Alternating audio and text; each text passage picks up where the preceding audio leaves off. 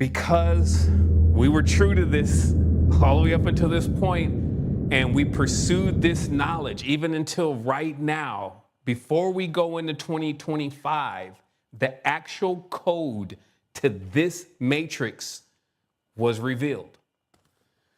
See, I did start realizing that for me, sometimes even watching, too much, even YouTube or other people's ideas and things like that do get a bit harmful.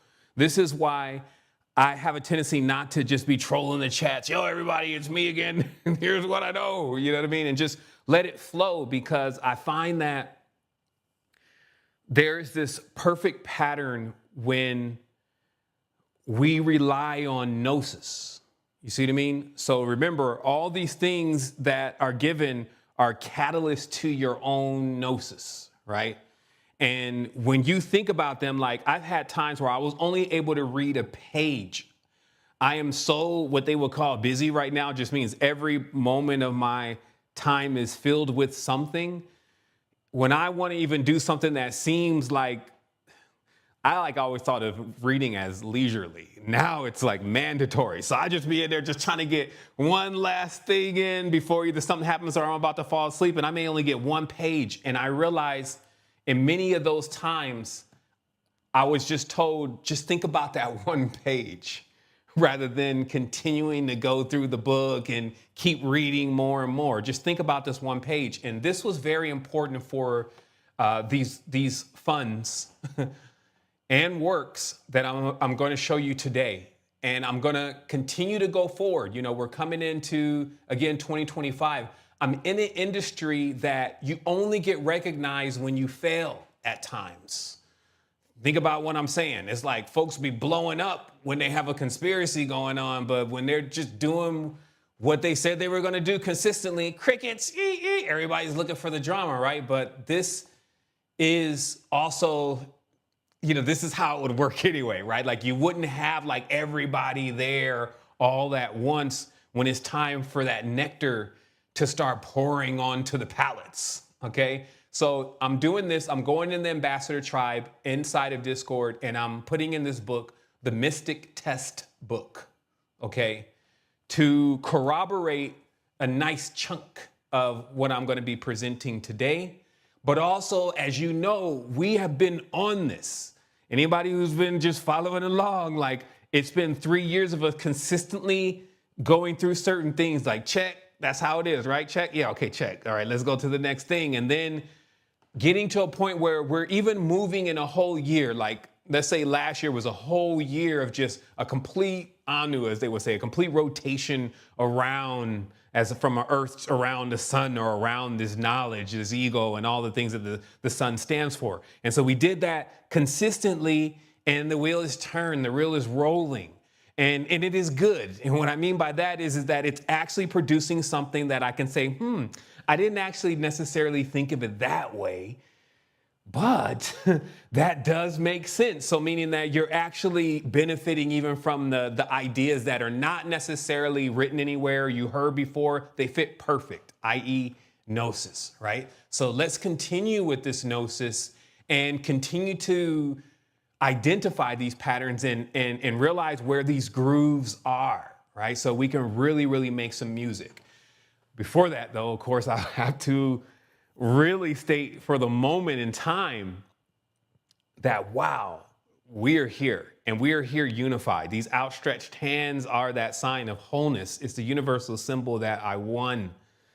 That's the number one, I win, which is what moves, right? What moves the whole matrix in itself. So this is that universal symbol, and we celebrate this because we know that we're here in a tutelage. This is like an EverQuest. It's a journey that goes on for infinity unless you want to die.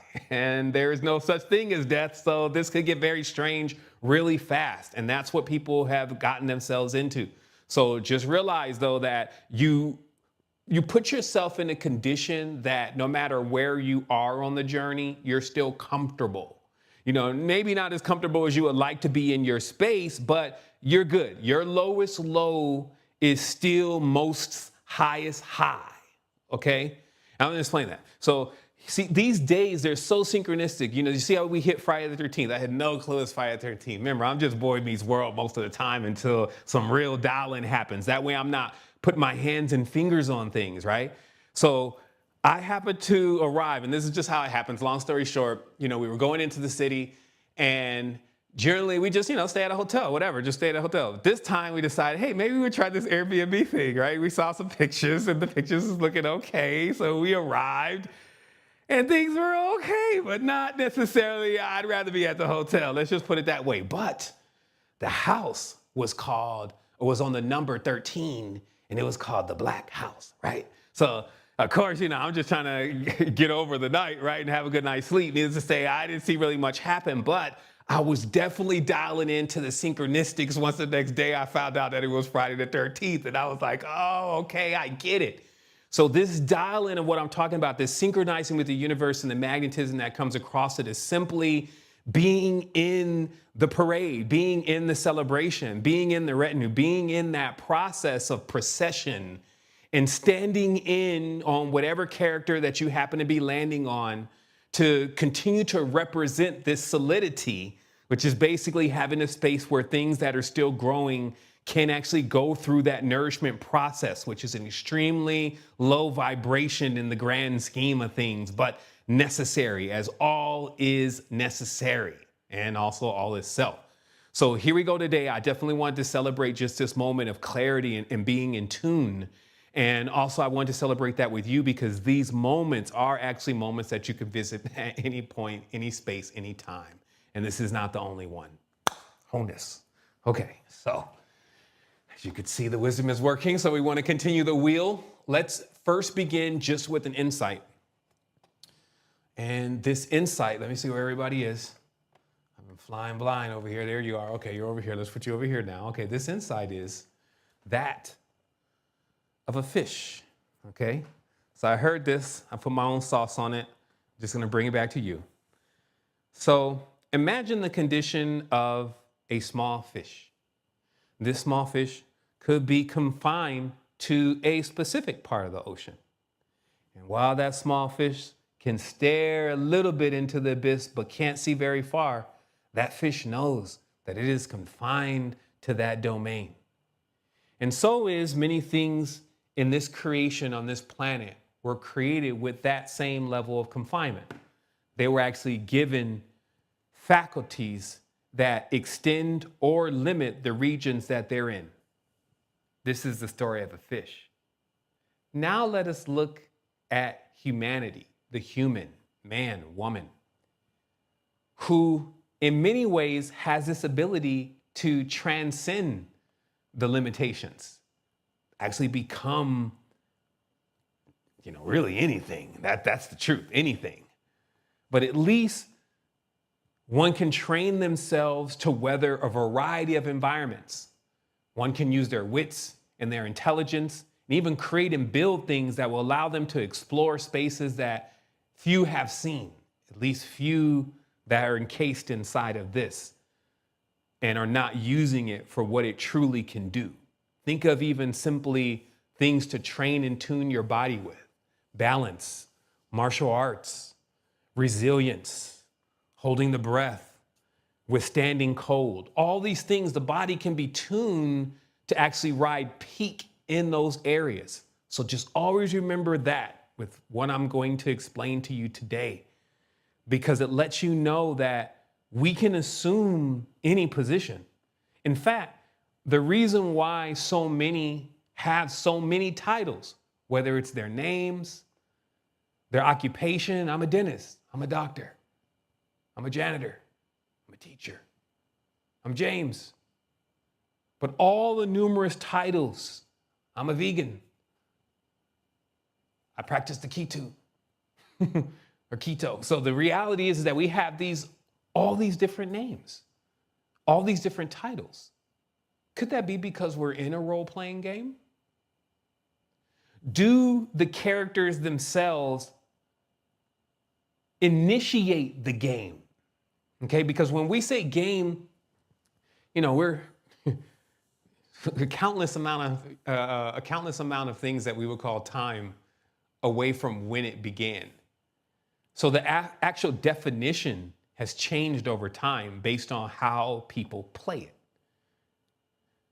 But what I'm really introducing here is that the root, because the game could even be like, they call, when you go hunting, game, right? Like the food that's accumulated is called game. So game has a, very broad definition on the scope of things, but sometimes, especially in this society, we think of PlayStation.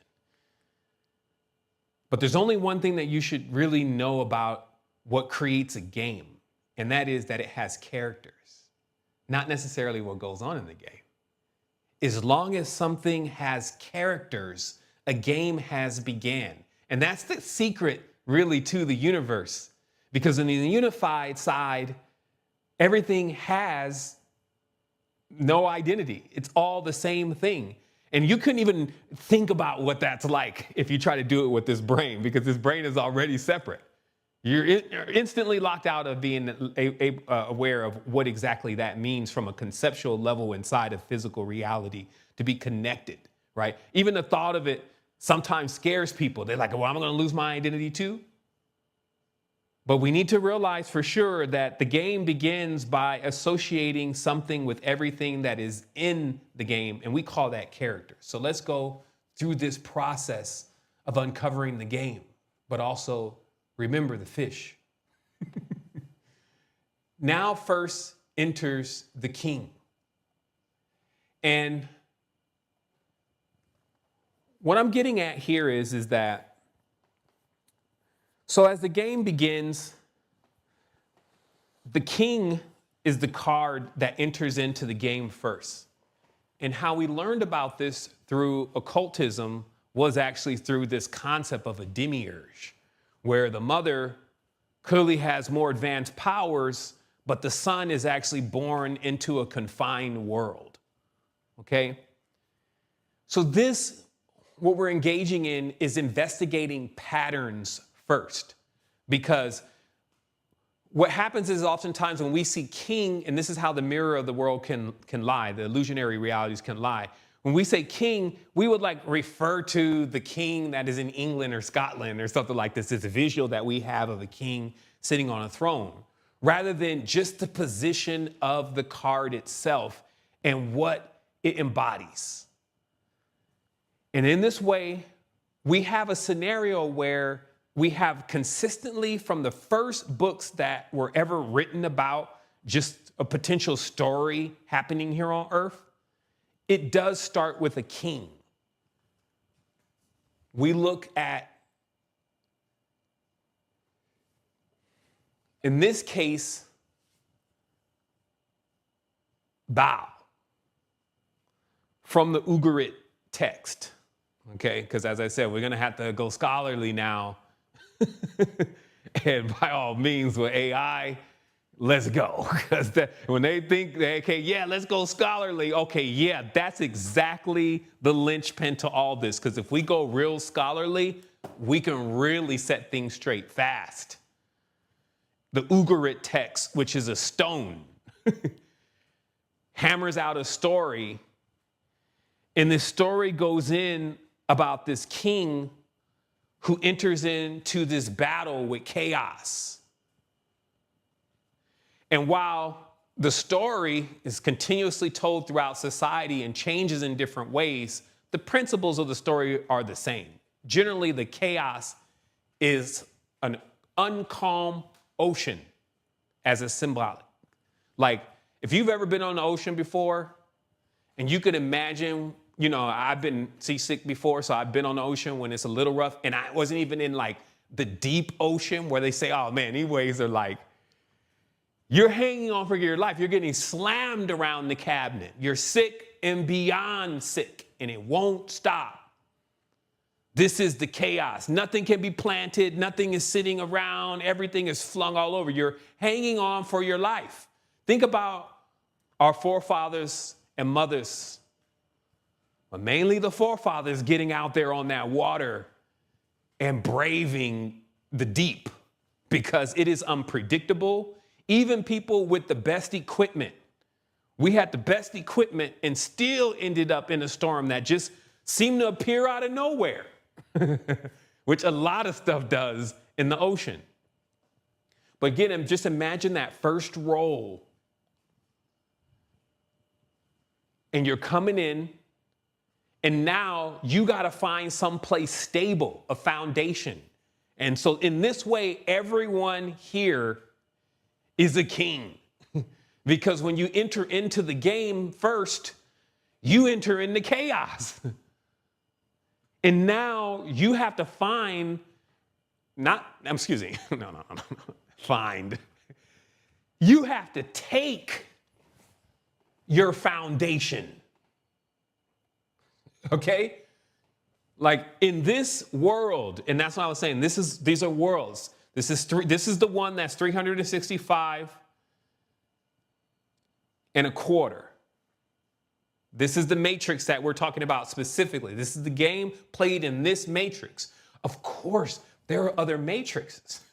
They have different stories, different geometry, different numbers. But they would, if you knew the code there, you would be able to pull the entire matrix apart from the code. And so I'm going to show you the code to this matrix. But I want to start with this story first because it is recorded, right? It goes on also and is told again with even Tiamat and Marduk. In fact, it gets so literal and base at certain times. You even get physical kings on earth battling against women or the divine feminine. You see what I mean? Which is like one of the step downs to the correspondences of chaos. And this is why, as I said before, you have female pumas, you have female lions, you have females in different species. What is it as a principle? And then, as you see with everything in life, if a man is not able to basically bring in a woman and charm a woman and make his way with a woman, then life can't continue, right? So there's this deep hidden symbolism within everything in the matrix. And it actually was a number in many ways. And everything was perfect. And because it was a number also, this meant the number was created from the rotation of the world. Meaning that we could always see, even for ourselves, when we make a complete turn, no matter where we are, what we are, if it's round, if it's flat or whatever, we can time exactly when we make a complete turn. So that is where the numbers initially came from. And so when you enter into this, you can also imagine then that you have to make your way. And it was symbolic to that you needed to find, and this was the lighter context because everybody told the story different, but it still meant the same thing. You needed to find the sweet water, okay? The sweet water. Now, I actually used to live in a place, I think in Texas, and I believe it was also called Sweetwater. It was just a long time ago. But every time I heard it, I used to always think, man, why do they call it Sweetwater? It's like the water like sugary, right? And so thus I just kind of, and then I even asked somebody, you asked one of them old heads, so why do they call it Sweetwater? They said, yo, my dad, this is an actual story. My dad used to have a well, and when we would drink the water was a little sweet. And so I just kind of rolled it off like that was the meaning until I now need 20, 30 years later to just make sure that that is the real reason they call it that. And of course it's not. It's actually because water is seen as sweet because there's a lot of salt water also on the planet, a lot, and we can't drink it. So in that way, it's chaos to us. We can't even irrigate with it. It kills crops in that way. You need fresh water. And in this way, fresh water was known as the sweet water. Okay? So, and in these texts, which, sometimes need their own reinterpretations in modern times, even in the Epic of Atrahasis, in the beginning, where the whole Anunnaki thing even starts in our reality as far as the story is concerned, it's what they're actually engaged in that I think people should take a look at, which is dredging the river Euphrates and the river Tigris, meaning that they're put to some kind of laborious task to basically run huge aquifers. And I thought that, nah, it's got to be something else. Show me what about the tablet of the knee? But where are the spaceships at? You're thinking of all this grand stuff.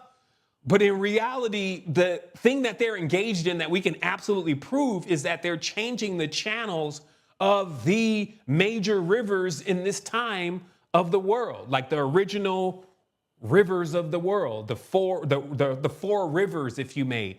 They're damming up stuff.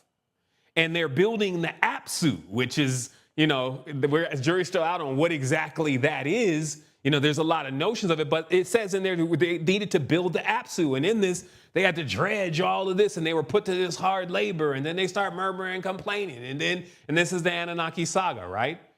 However, the most important thing I find there is that, well, wait a minute. What are you doing with the water? And what happens if you begin to rechannel water just on a whole earth like it is, like we're on right now? And they've actually found out that, one, you change the shape of it. Two, you throw off the degrees of it. You tilt it, as they're even discovering now that the earth is now tilting even further than what it was. And they're saying, it's because they literally say because we're drinking up all the water. At least they were able to discover it's because, hey, water is being displaced, and this is like creating some movement, right? So prior to this, and this is my theory, that this structure that we're in spent on a 360-degree perfect circle. But after the lopsidedness, whatever, causes that, we have a tilt now. This causes now the four seasons. This causes what I believe is what they call continental drift, what they call entire land masses go under the water while others rise up. Let's say the jury's still out on this, but follow me as I go through this process, because we see then that there's a king, and the king is engaged in basically making the land habitable, no matter how you want to take that. You can take that spiritually, like you enter into an astral plane and it's completely hostile and you don't even know where you are, and you need to figure out how to orientate yourself. I could tell you that is exactly the story of Earth. You arrive, you don't even know people still have not figured out where they are, right? And they're orientating themselves. So these are patterns that we recognize, but we also need to recognize the action. So what do I do next? This becomes the key to the system that I'm talking about. Is it always shows you what happens next. And because of that process of prediction, it can make a person a king in that way, as far as riches and power. It is the prediction of the future, but can also make a person other things too, like other cards, other characters also in the game. Okay. So we have, again, let me just read the story. Bel-Hadad, the storm god, defeats Prince Yam, Zebu Yam, and Judge River, personifications of the chaotic and destructive forces of the sea. These entities demand kingship from El, the chief deity, and assert their dominance over the gods. Baal refuses to submit to their rule, armed with magical clubs, the Yagrush chaser and the Ymir driver, forged by Koltherwa Cassis, the divine craftsman. Baal strikes down Yim and secures his supremacy. This victory not only vanquishes chaos, but also establishes Baal's authority among the gods as a storm and fertility deity. Okay? So let's imagine that things are like they used to be. And we're coming into a very powerful tribe as a man. We will find rights that are similar to this man needing to find his place amongst the rest of the men. And the rest of the men saying, yo, he's going to carry my shoes. Because there's degrees in hierarchy, just like your father be like, yo, get my shoes, son. You see what I mean? So there's degrees and there's hierarchy. So when you're coming in and you establishing yourself now, you still have the blood of your fathers, right? But in that moment, you also have your ego, which is symbolic to the sun. And the ego is like always seeing everything new. That's why the sun is like symbolic to new and fresh and young.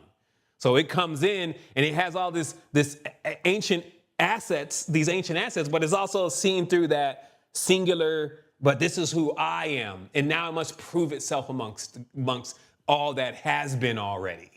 And this is like chaos in certain ways because they're very skilled at how all the reality works. However, the test is to see if you can tune into your Gnostic side.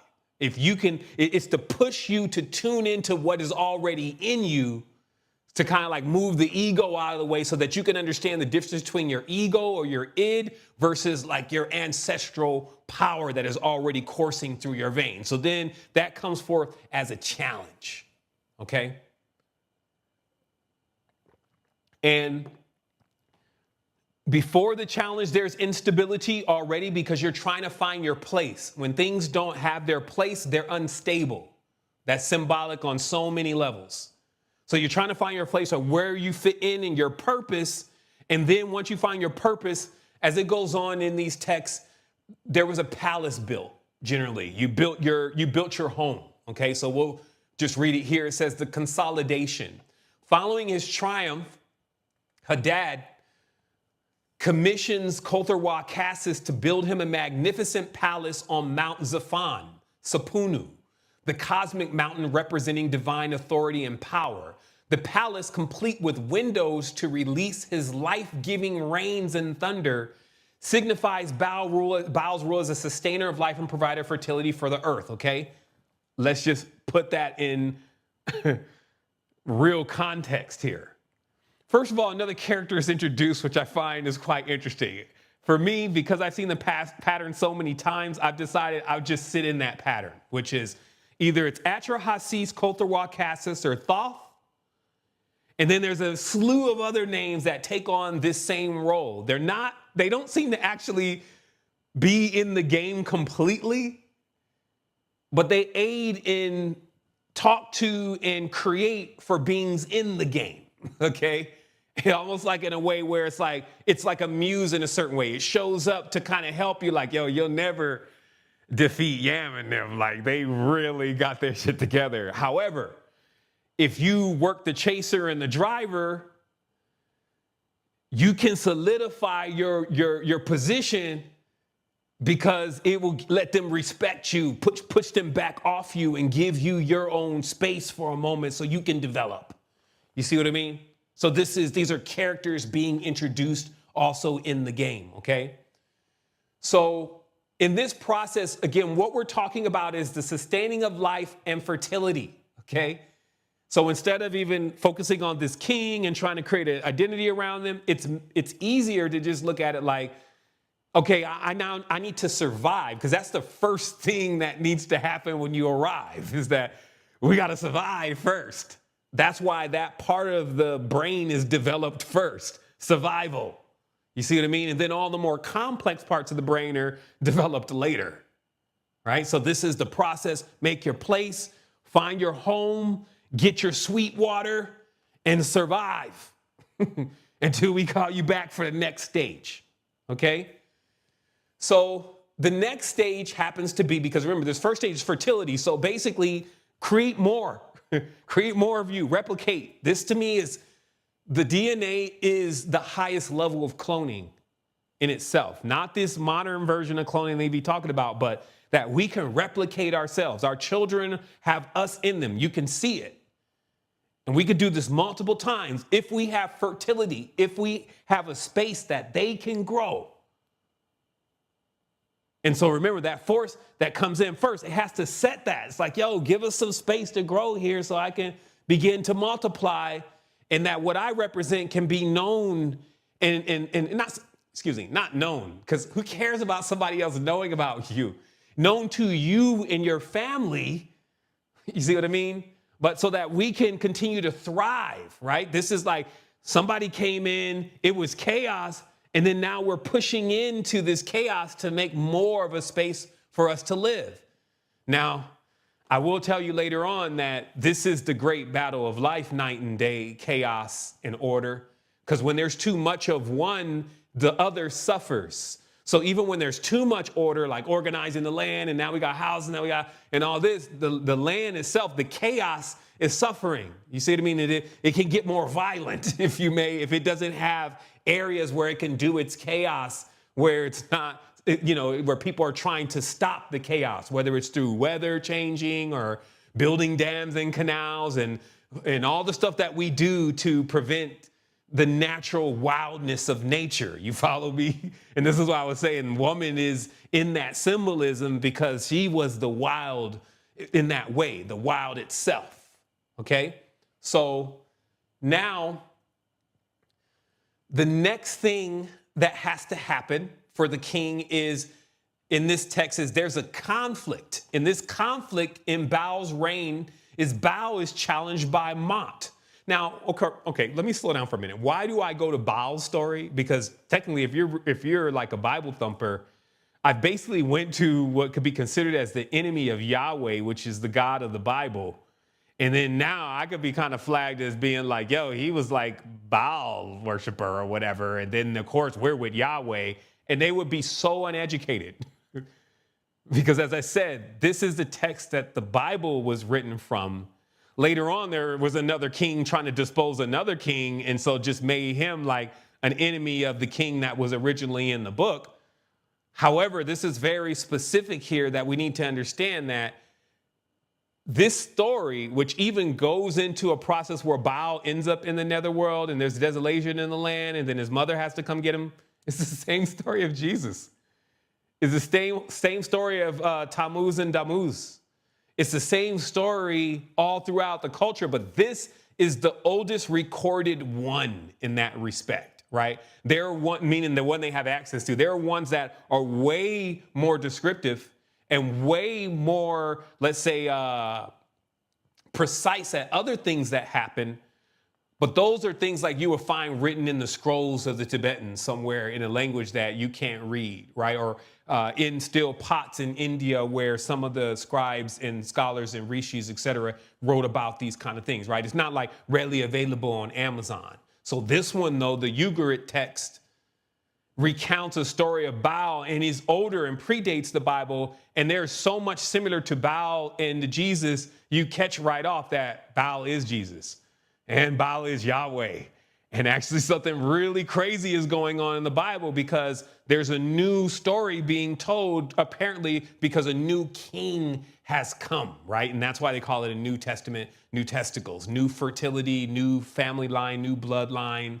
You see what I mean? That's what all that means. But before all of that happened, which is the most important part because it's the actual story, we see what happens next. Baal's reign is challenged by Mot, death. Right? So there's something worse than Baal. So even if they wanted to make Baal the bad guy, even though we've already isolated that this is the Baal's area of the body in itself, there's someone worse, death, which actually sits a little bit further down there, right? And death is a god of sterility, right? And the underworld in this way, right? So this is like the nether region itself. This is like in a sliding scale where there's just continuous orgasm over here. Over here, there's sterility. There is no life. It's a barren wasteland in that way, right? So they're just giving you an idea of the extremes. A lot of times people get into looking at these characters and trying to figure out who is them. You see what I mean? Like, rather than realizing that, hey, these are all characters in the game that we constantly oscillate through, even when we go eat something that's new and then finally it ends up in the toilet. You see what I mean? So in this way, Mot is displeased with Baal's kingship, and he summons him to the underworld, a barren and a lifeless domain. Reluctantly, Baal descends, and his absence brings drought and disorder to the cosmos. The earth becomes desolate, and the natural cycles of the life are disrupted. So, again, this is just recording that, hey, that is the same thing as Jesus being in hell for 3 days. And then coming and then rising from that, because then it goes with the demise and the resurrection. In the underworld, Baal is swallowed by Mot, symbolizing his death. Now, where does all this come from? Well, look, we get older. So as a king, the only thing that is really, really a problem still is time, death, sterility, losing the ability to fecundate, losing the ability to create. You see what I mean? So this is why it's set as an opponent. And then it's like, oh, then he's brought to that world. This is like symbolic to you go to the underworld after you die, if you may, right? And then now you got to figure out who you truly are in order for you to live again. You see what I mean? You got to come to the terms that there's no such thing as death. And this is actually an idea of the mind. But this is complex things because you would have to realize that you were in the game. You would have to realize a lot of other components before this happened. And this is why the king has been around the circle 4 times, according to the cards, each time changing his shape. First coming in as a king of hearts, then a king of diamonds, then a king of spades, then a king of clubs. And we'll explain later on kind of how that is the metamorphosis of the character. Another example of this is like the jacks, or what they call the knaves.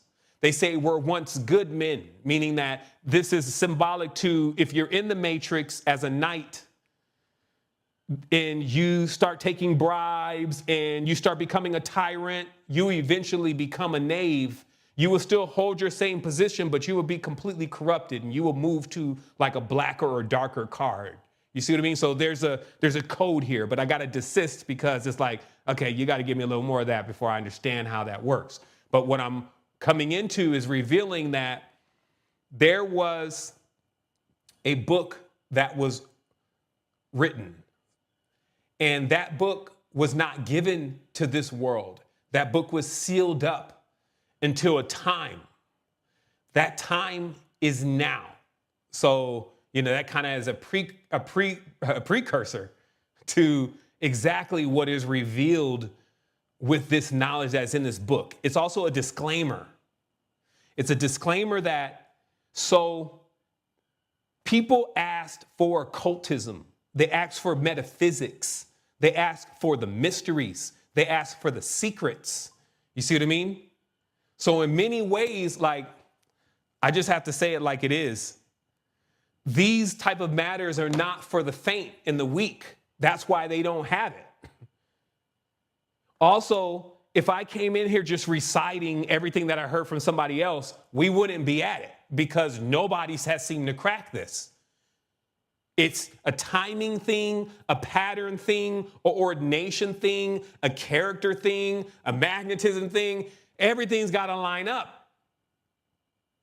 But when it does, you actually see why it lined up for you in your life at that time.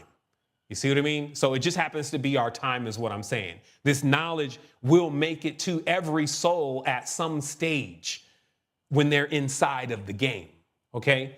So we go forward because, again, we see this king story. We'll digress from it. But you see the story is in the ancient text. And it is told through different cultures. Again, there's a remake of it, Tiamat and Marduk. There's many of these stories of the first man needing to settle ground, if you may, okay? So now we're gonna really go into something different, right? Because, you know, it was like one of those movies where it starts with the end. You know, y'all like those movies. It starts with the end, but, you know, then it kind of tells you, all right, well, you know, 20 years earlier. Okay, so we'll start that way now, or we'll continue. So how this began was in our last session, as we were decoding words, mainly, well, we had some specific codes in that case. It was GBR, okay, Great Britain. Right? No. Gibberish, the gibberim, Gabriel. I mean, there were so many words that were powerful, Gibraltar, that we were able to sink into this GBR in order to show how the code of the matrix will expunge the truth, even if people don't want to say it or it's not written. Remember what I'm saying to you, because this code corrects errors. They have a story of a master magus using this code to correct astronomers' assumptions about the orbits and revolutions of Jupiter.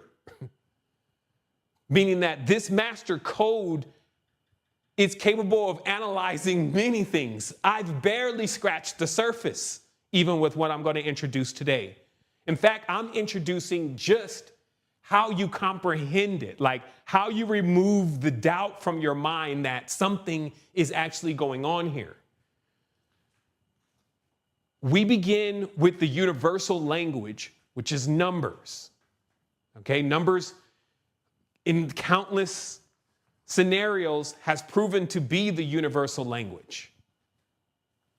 So I would ask simply the question, where do the numbers come from? When is the first time we started using them, especially in any kind of format like we see today? Because look at the symbols that we're using for the number. We're using these symbols. Where did those come from? So it comes out that the beginning, first of all, the numerical stuff. And this is the oldest records here on the earth. So they can go to Wikipedia, they can go to OpenAI, they can go to 01, and let 01 tell them. It'll tell you that India produced a numerical system in the Devanagari. And this was seen as like the beginning of numbers because they also introduced the 0, which is like a quantum leap for anybody trying to work with numbers. And so in that way, I have to connect this awareness, which we've been talking about, in relation to the Naga. Because now we're going to go thousands and thousands of years after the Naga, which so many have, so disrespectful to the Naga. Here's all I have to say about it. The way in which in the world we at times ignore our elders and we don't take care of them like we used to, and we know it's going to spell bad news for all of us. Like we got to at least implement this in our households, the respect of our elders. But the world's way of treating its elders and those that came before them is disrespectful. And we can't imagine that things are going to go well like that, right? Because the main name of this book also that really, really rings true is the solar book of natural order. And what this simply means is that, hey, you're going to be playing a game of scales. You want to really do your best to stay in natural order as much as possible. Now, people are going to go into different orders, if you may. They're going to be different, unique, etc.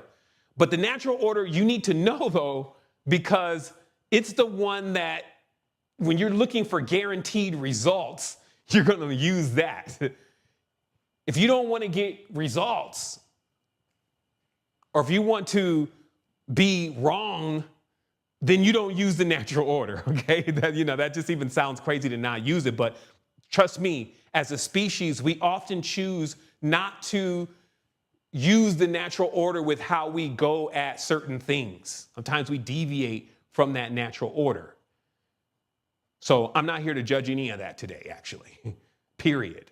What I'm here is to give the lexicon, the guide, the legend to the path. So even if you're off the path, you kind of know how to get back on if you want to, or how to, because the path is like a journey. So how to lean more to the left than to the right if you need to do that.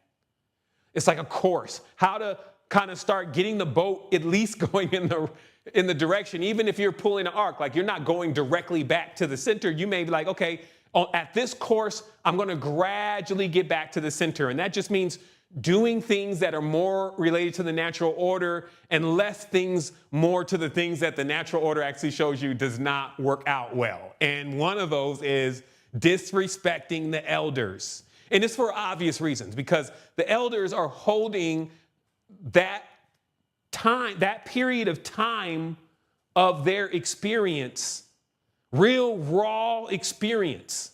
And they are to pass that knowledge to the younger so that they can start where they left off, because that's the whole continuation and the whole reason of the process of the cloning of the DNA. Because the DNA doesn't exist in time, every time someone else comes here and actually does something further in the direction of things that are obscure, things that are unknown, it writes it further and deeper inside of the akashic that we all share inside of our DNA.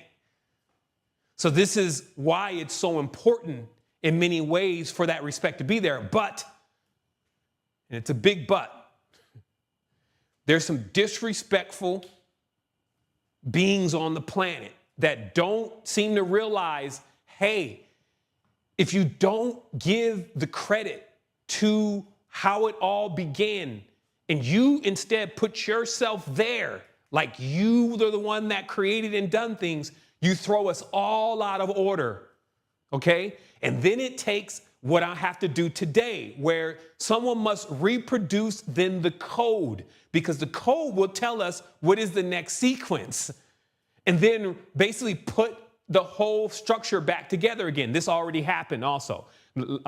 This is something I'm revealing to you today, but it exists even within the modern playing cards. So the system is there, but people don't know how to read the system, okay? So let's go forward with just realizing that, as I said, those serpent-headed ones or dark-headed ones or black-headed ones that came forth by day from the center of the earth, not a landmass like Lemuria, which was named after them trying to figure out why the lemurs were on the other side of the world, but actually in the deep aquatic darkness. The beings that came forth through that, as they say, in the netherworld and in the underworld, there's characteristics of the netherworld in the other world. Riches, like diamonds, gems, because you find all of the gold and all the crystals and stuff deep in the earth. Also, knowledge and danger. But remember, many have traversed the deep, including any so-called Mashiach, has traversed the deep in order to get the wisdom, meaning you have to die in order to know the complete truth, which is that you can't die. It's not something that somebody can actually tell you, though. It's something that you got to experience. So let's keep going forward. So at some stage, the Naga introduced quite a few things. And this is why we start seeing the geometry very heavy. We see it in the temples. We see temples aligned, in this case, to Draco, Alpha Draconis. We see, so that's the practice of aligning buildings to stars, right?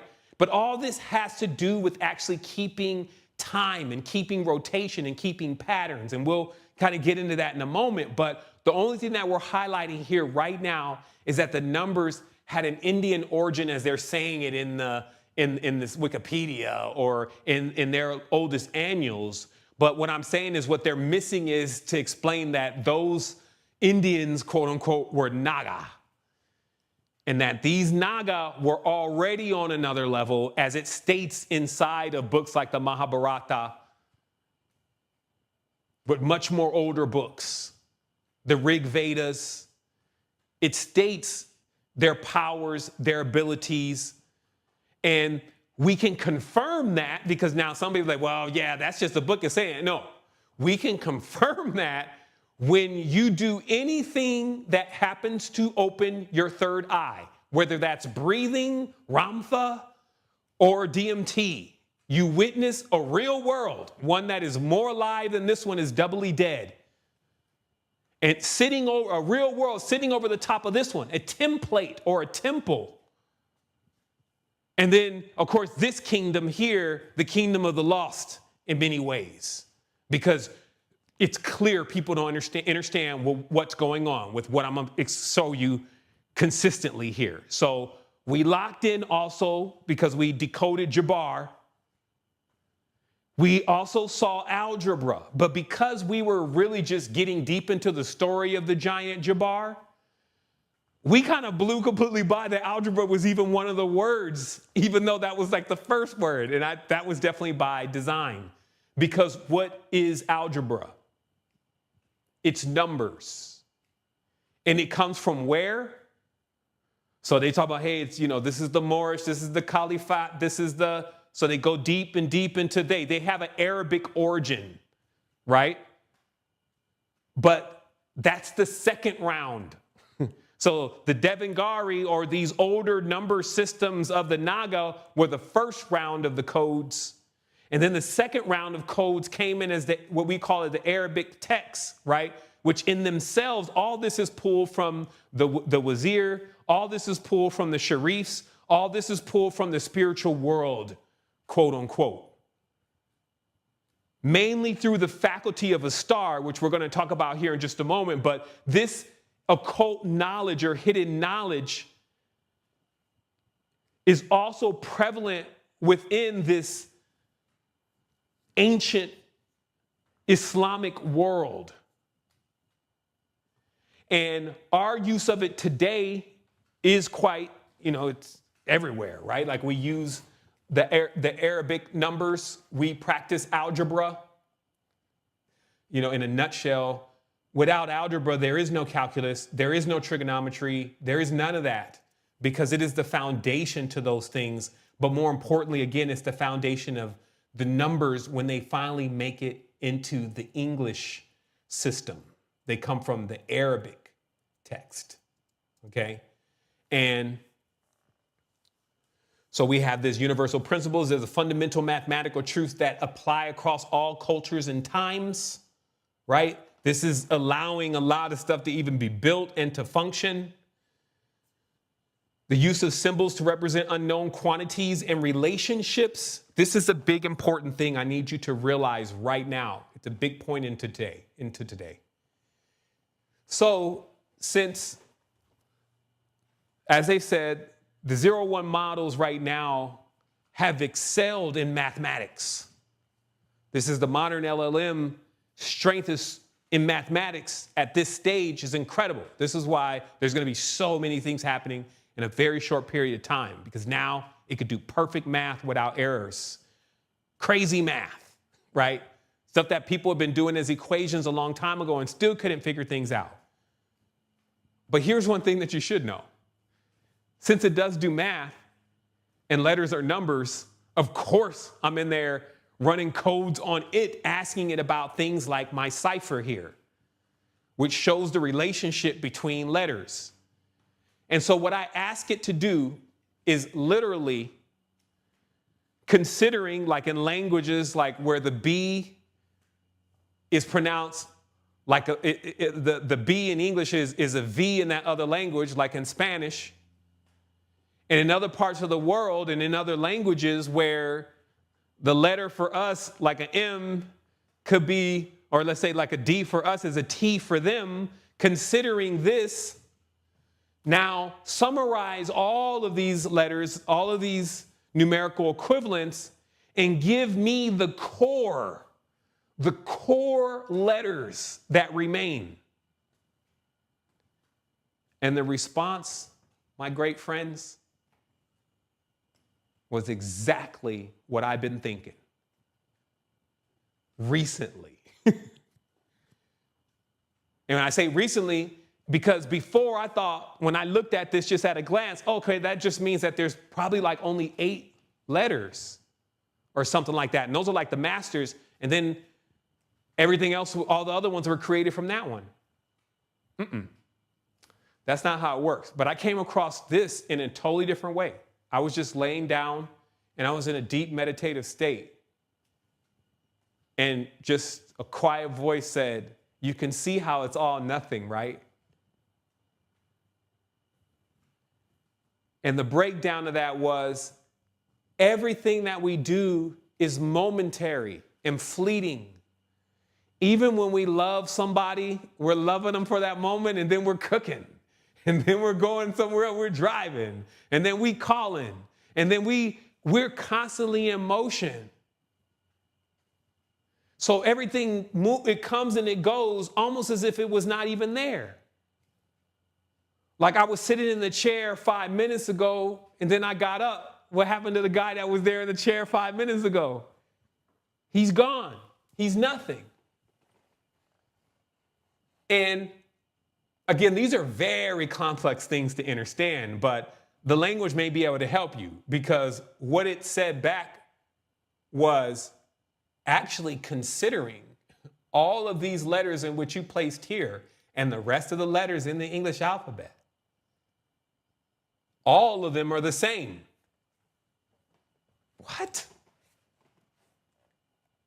All of them are the same. How could they all be the same when these are different octaves and tones and I'm using different words to explain different things? No, what you've done is you've assigned a different thing to the same thing. That's what a reality is. And I was like, whoa, hold on. It's coming apart. What do you mean? You've assigned literally what we've done is we've used the same thing to build everything. But see, we know this, but do we really know? Like they tell you, hey, everything is made out of the atom. So these are just atoms. You're like, no, this is a remote control. So what happens is it's based on like what level you're on. Some see this as only atoms. Some see this as a remote control and have no clue of how this could be made of this, could be made of this, and they all be the same thing. That's how deep the illusion is, okay? But that's the mastery of the illusion too, though. It's like that, just that silent moment where you just even start pondering that, like, yeah, you know what? I'm always moving, I'm always in motion. And so thus nothing is really static, nothing is really staying. You see what I mean? In that way. So I'm not gonna keep bubbling you down with that, but still take your own time and just realize what this reveals, that all the words you're saying are really one thing, one tone, one word, okay? One letter, okay? Because that also connects that when you're thinking about the sun spraying in the reality, because they say on the deepest level, the sun is the ego. We could not live without it. It'd be like trying to exist without a narrator telling you what you are, which is you talking to yourself. I'm, not even talking in language, but the radiance, okay? We radiate what we are. We don't need to be talking right now to already still be solidified in the Sevan Bomar and, the knowledge that I got to come through with. I radiate that like the sun. You see what I mean? So that's what they call the ego. That's the ultimate definition of it. It's something that can exist in that way and thus always be present in the game, talking to every person in the game. Okay? But let's keep going. So we find first, as we enter into this sanctum of wisdom, we must enter in with this particular scripture. And I saw another mighty angel come down from heaven, clothed with a cloud, and a rainbow was upon his head, and his face was as it were the sun, and his feet as pillars of fire. And he had in his hand a little book open. And he set his right foot upon the sea and his left foot on earth, and cried with a loud voice as when a lion roareth. And when he had cried, 7 thunders uttered their voices. And when the 7 thunders had uttered their voices, I was about to write. And I heard a voice from heaven saying unto me, seal up those things which the 7 thunders uttered, and write them not.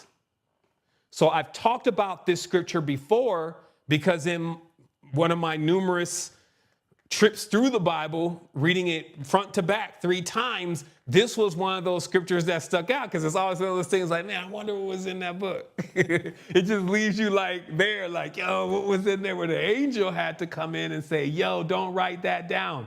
Okay. So it is one of those moments as a Christian, okay, because you're just deeply thrilled into the scripture. Okay. But as I said, with anything that resonates to even the very core of millions of beings, there's going to be some truth to it. It's going to be truth mixed with falsehoods. Just like even the cards shuffle into each other. So you're going to have it all shuffled even together, but there's going to be truth ringing around everywhere. So in this case, what we're talking about today is that book. Because that book has actually been referred to in other ways, like you cannot add or take away from it. Okay. And then at that point, people automatically assume that we were talking about the Bible and that there should be no adding and taking away from the scripture, when me and you both know they didn't took away and added from the scripture. I mean, come on. Nothing has been taken away and added more.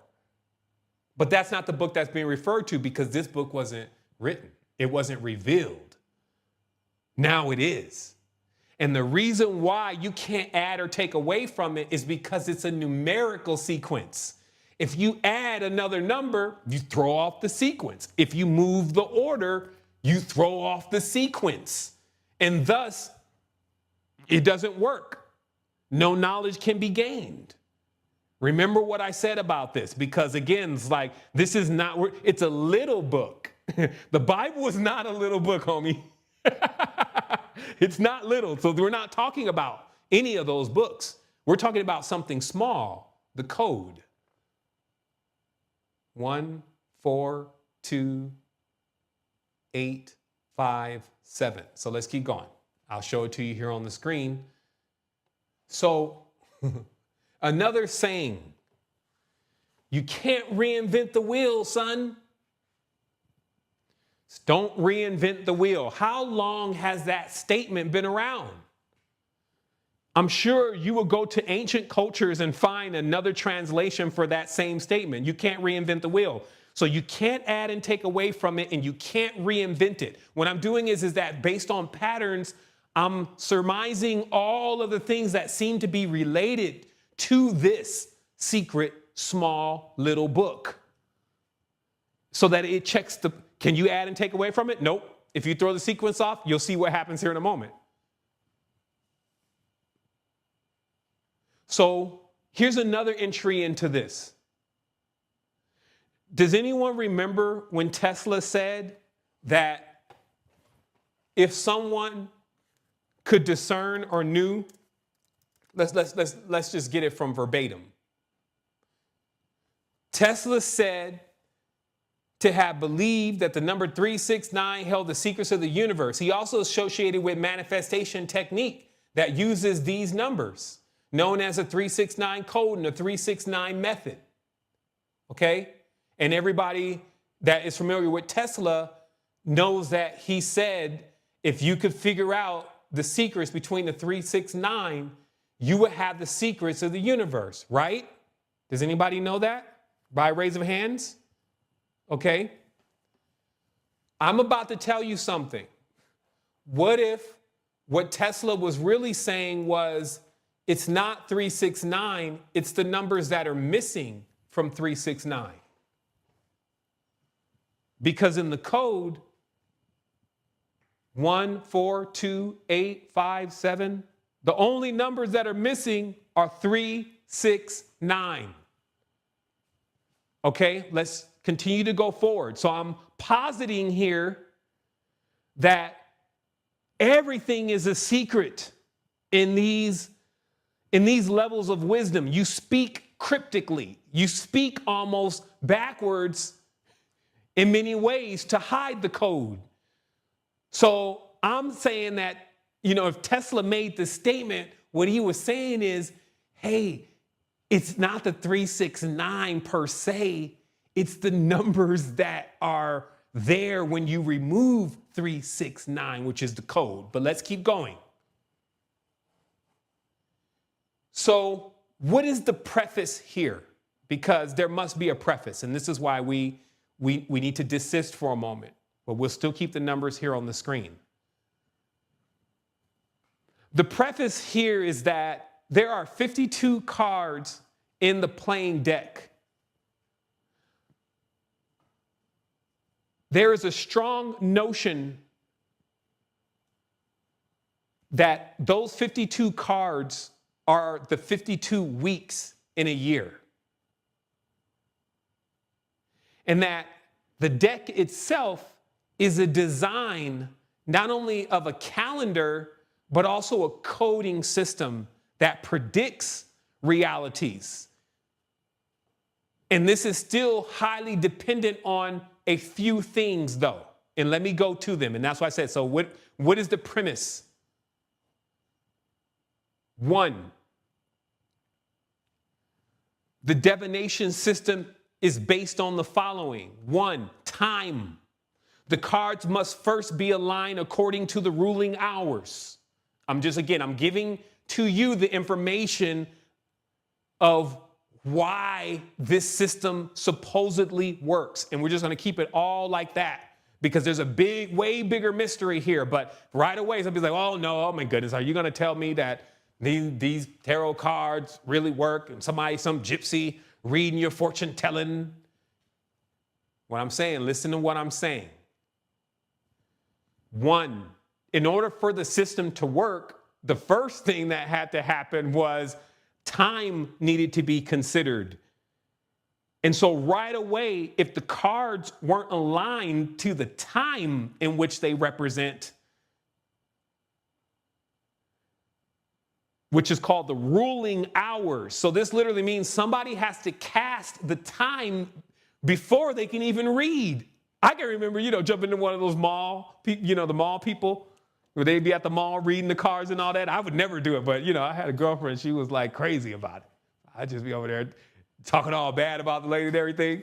But she was not observing time. And I've seen this happen on so many occasions. They never looked at the watch and said what time it is. So right away, you could never use this system if you didn't align the cards to the time. And there's a reason for this. So I'm just giving you what is the power within the system. The next one is magnetism. A person has their own unique magnetic signature that corresponds to their path. It's so strong that when lining up the first main principles, which is the ruling hours of the time, the rest of this begins to fall into place. Okay, this is where the visible becomes in tune with what's going on, is because each person has the magnetic signature of the character that they actually represent in the game. The occult force.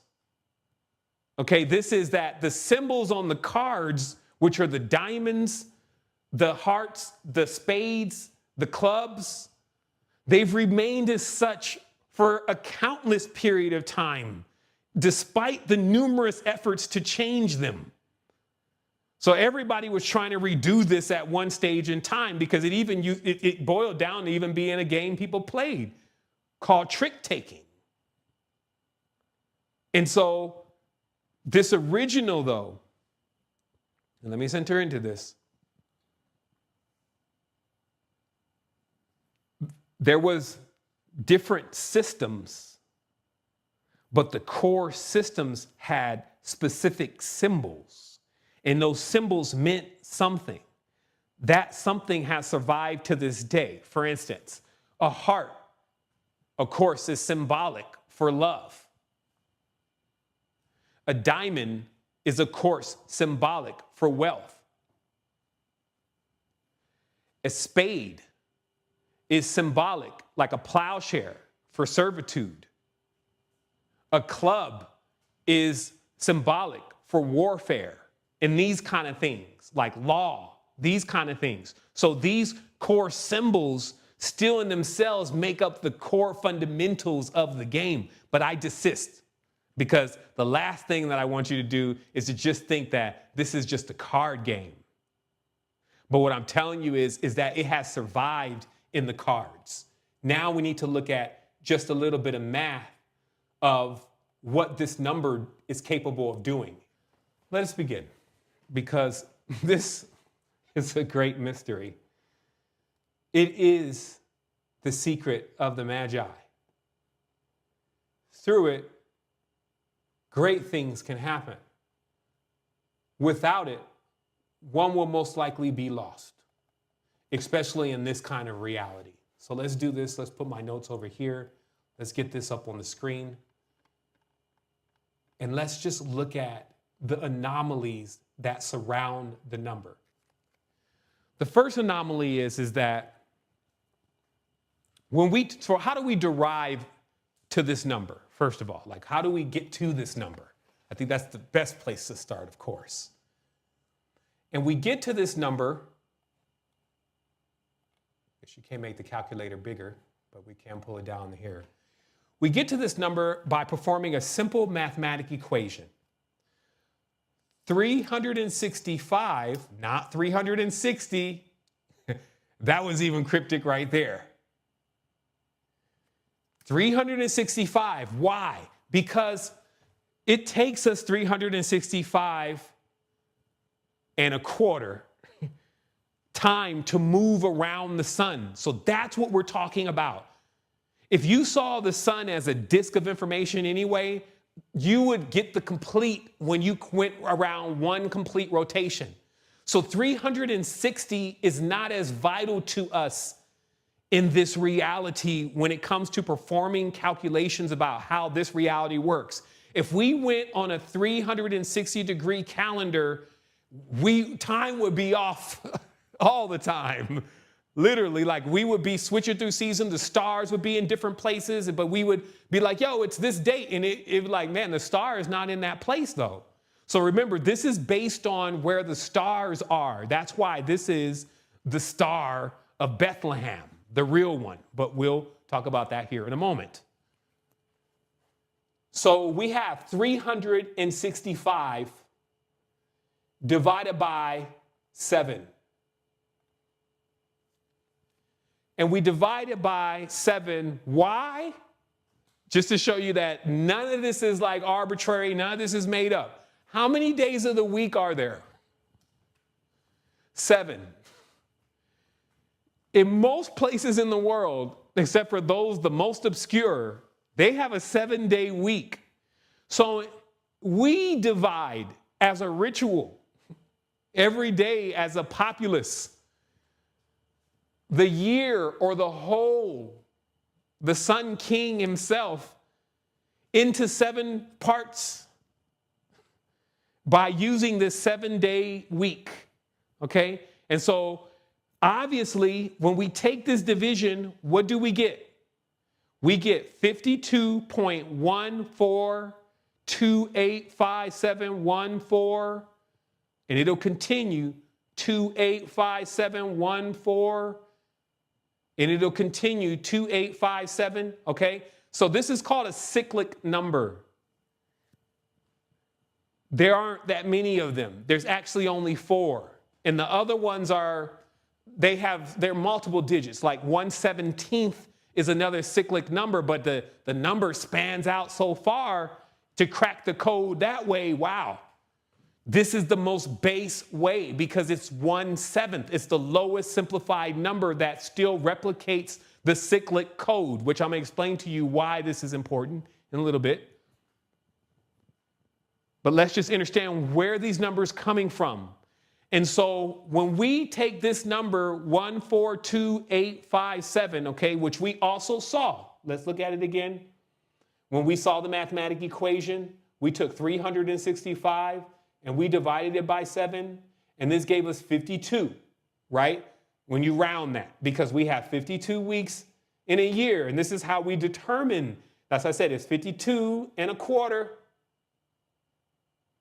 But look at the number back here, 142857, and it's going to continue ad infinitum because it's cyclic. So now let's go on. Beside revealing the mystery of just that, this is what happens when we times this number between 1 and 6. We stop at 7 because 7 times 142857 gives us 999,999, which I have to explain later because that also is the mystery as I mentioned, of the 9, which are outside of the matrix or outside of time, thus governing, let's see, 7 times 1, 4, 2, 8, 5, 7, 9, 9, 9, 9, 9, 9, okay?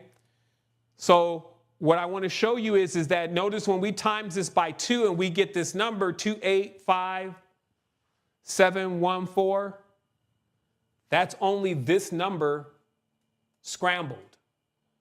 Same thing here, same thing here, same thing here, same thing here.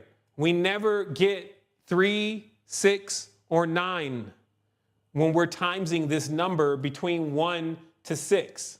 Okay, so that's another anomaly.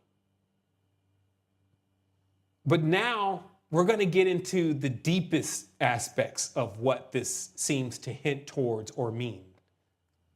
So at one space and time, a star became so revered and also so feared that the very mention of it already meant something was going to go down.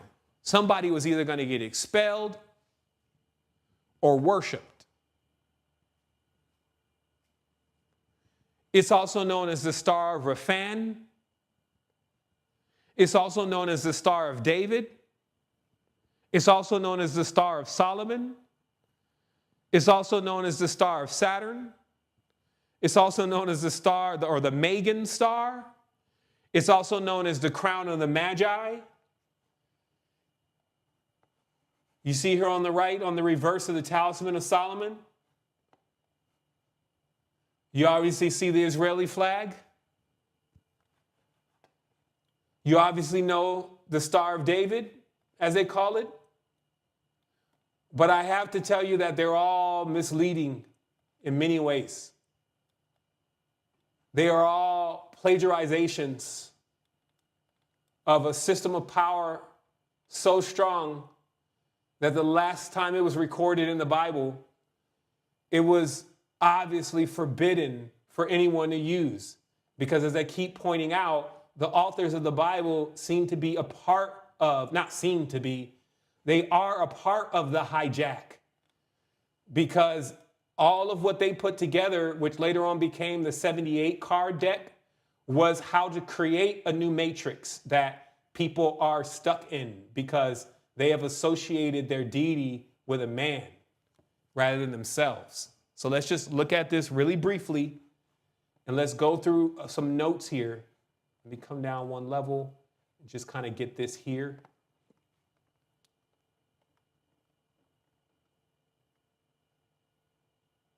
So we'll go further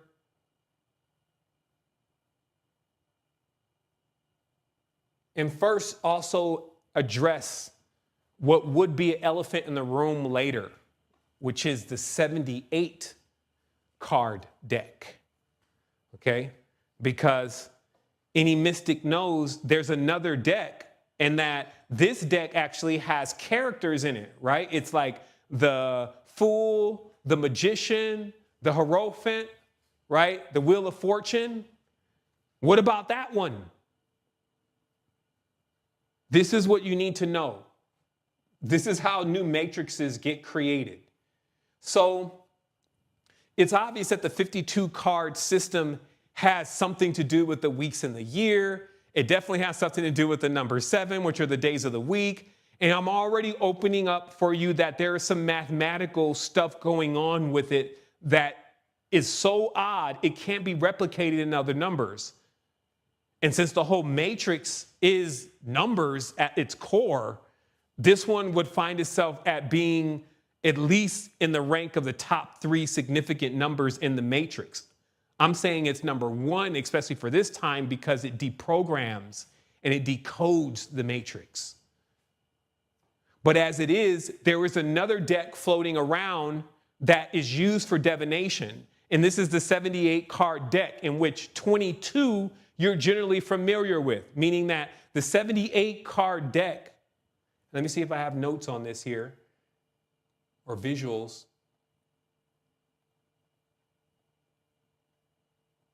No, there's no visual card on this. So the 78 card deck is a composition of 26 extra cards. Because when you add 52 to 26, you get what? 78. If you divide 52 by 2, you get what? 26. So in many ways, it's like this additional 26 that's added is like a new leg of the journey. It kind of even goes like a quarter of the way, or excuse me, half of the way through, but it kind of leaves off halfway, meaning that if you have a 78 card deck, you're literally driving back through the tarot again, but kind of like, the tarot in a way that this is a wheel that we're talking about. But I'm just trying to get you to understand that if there's 52 and that's a perfect year, why would there be 78? And I think that this is the secret to occultism right here. Because an additional 26 were added into the game without you even knowing it. Because the people didn't know the game in the first place. What are these extra 26 characters? Meaning that, okay, Sevan, so just tell me, out of the 52 cards that are in another deck, and then there's 78 in the other ones, do 52 of them line up to the other 52 in the deck? Yes. They have their equivalent, but there's 26 extra. Okay, Sevan, what are those cards? 22 of them are what's called this major arcana, which are literally these characters, more characters. There's now a devil. Look at what I'm saying to you. There are other cards now added to the game when the original game, it doesn't have a devil. But this new one, which has these archetypical characters, 22 archetypical characters, as much as we, love the magician, but this is a new game. And also, who are those other 4 that are added? 4 knights. 4 knights. In a way that I'm saying to sit around the 4 corners to protect this new world created of 22 characters that are all sitting in these different positions, from the Hierophant to the Queen to, what the High Priestess, etc. All those cards, right? Which are not in the old deck. So I'm going to keep going further, though, because I needed to still address, hey, the 78, I'm not like saying, hey, 78 is bad. I'm not saying 78 is good. What I'm talking today is transcending good and bad. If you're still sitting on a binary good or bad quotient, good luck. The matrix blurs. And as a master, you need to understand there's a 78, and this 78 was called it was a trick-taking game. This is the term that's used for playing cards back in the day, trick-taking, right? Supposedly this just meant that if everybody threw out a card in order from the dealer, whoever had the highest card would take everybody else's card, and then by the end of the game, whoever had the highest score would be the winner, thus taking the trick. Again, I didn't write this. I'm just explaining to you why they call it the trick-taking game. So, in this way, the solar book of natural order had been altered throughout history. People would find these cards and they would just assume it was a game, even when they found them in Mamluk, Egypt, which is the first record of the cards themselves, and then France comes later. But they found a deck. It had coins, cups, viceroys, and a second viceroy. And people were like, oh, they were playing this game too. No. They were using it as a game, and they had already started altering it.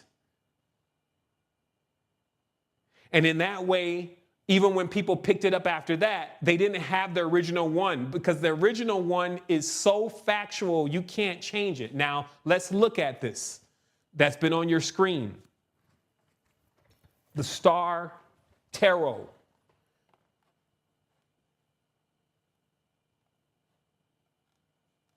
Okay, so we have, notice how, and this is, we're going to go into now another mathematical anomaly, because we say, so why would we line it up on this star? Because the star is like a framework in itself. It is a temple in itself. We have 6 numbers here, 1, 4, 2, 8, 5, 7. So if we happen to map them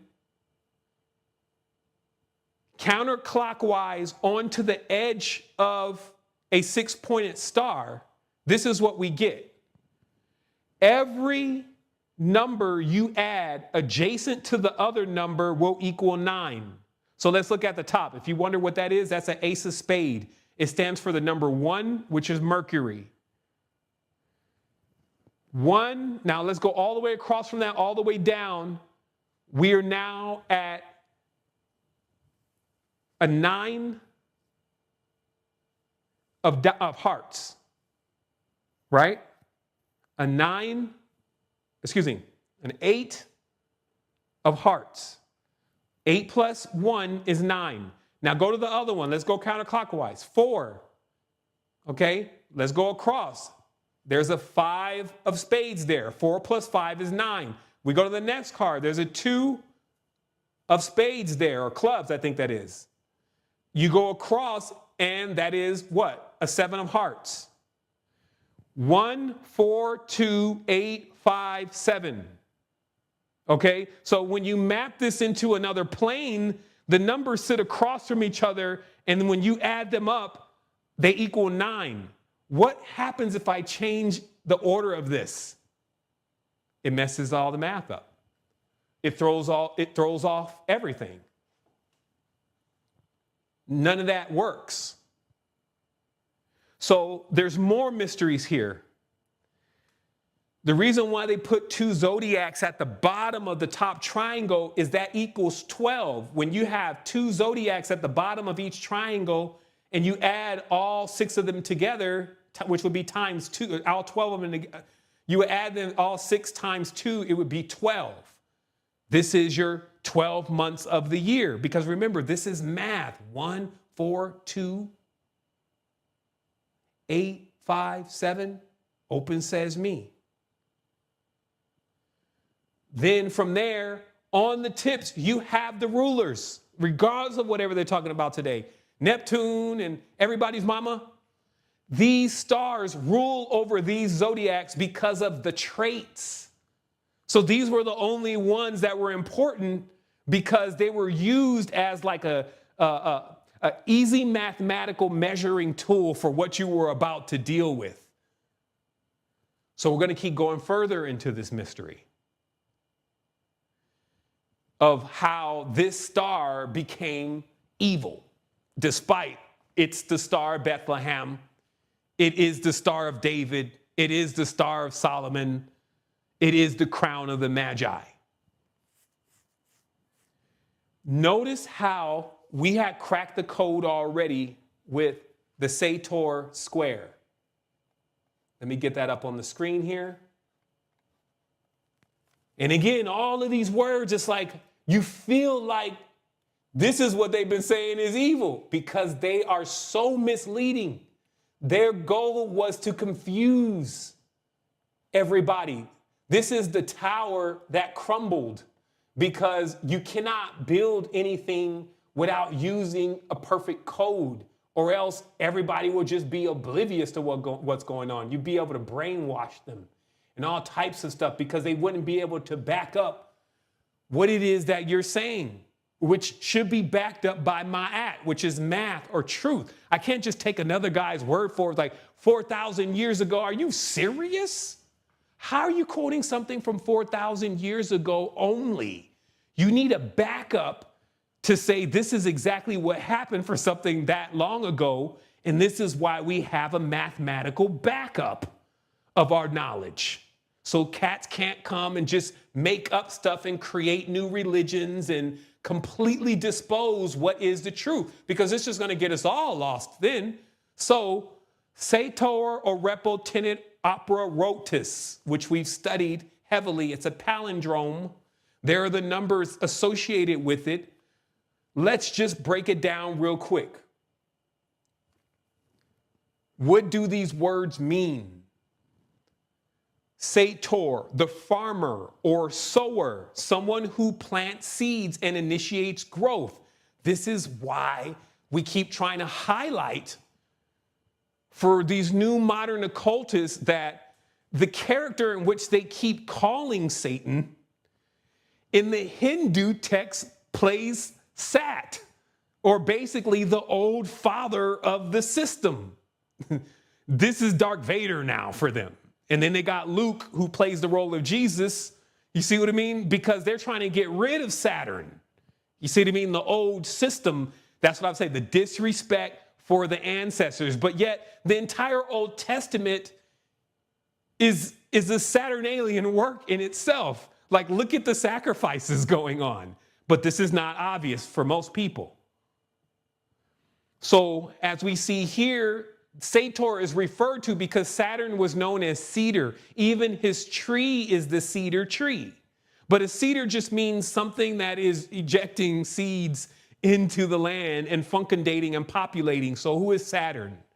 That old king.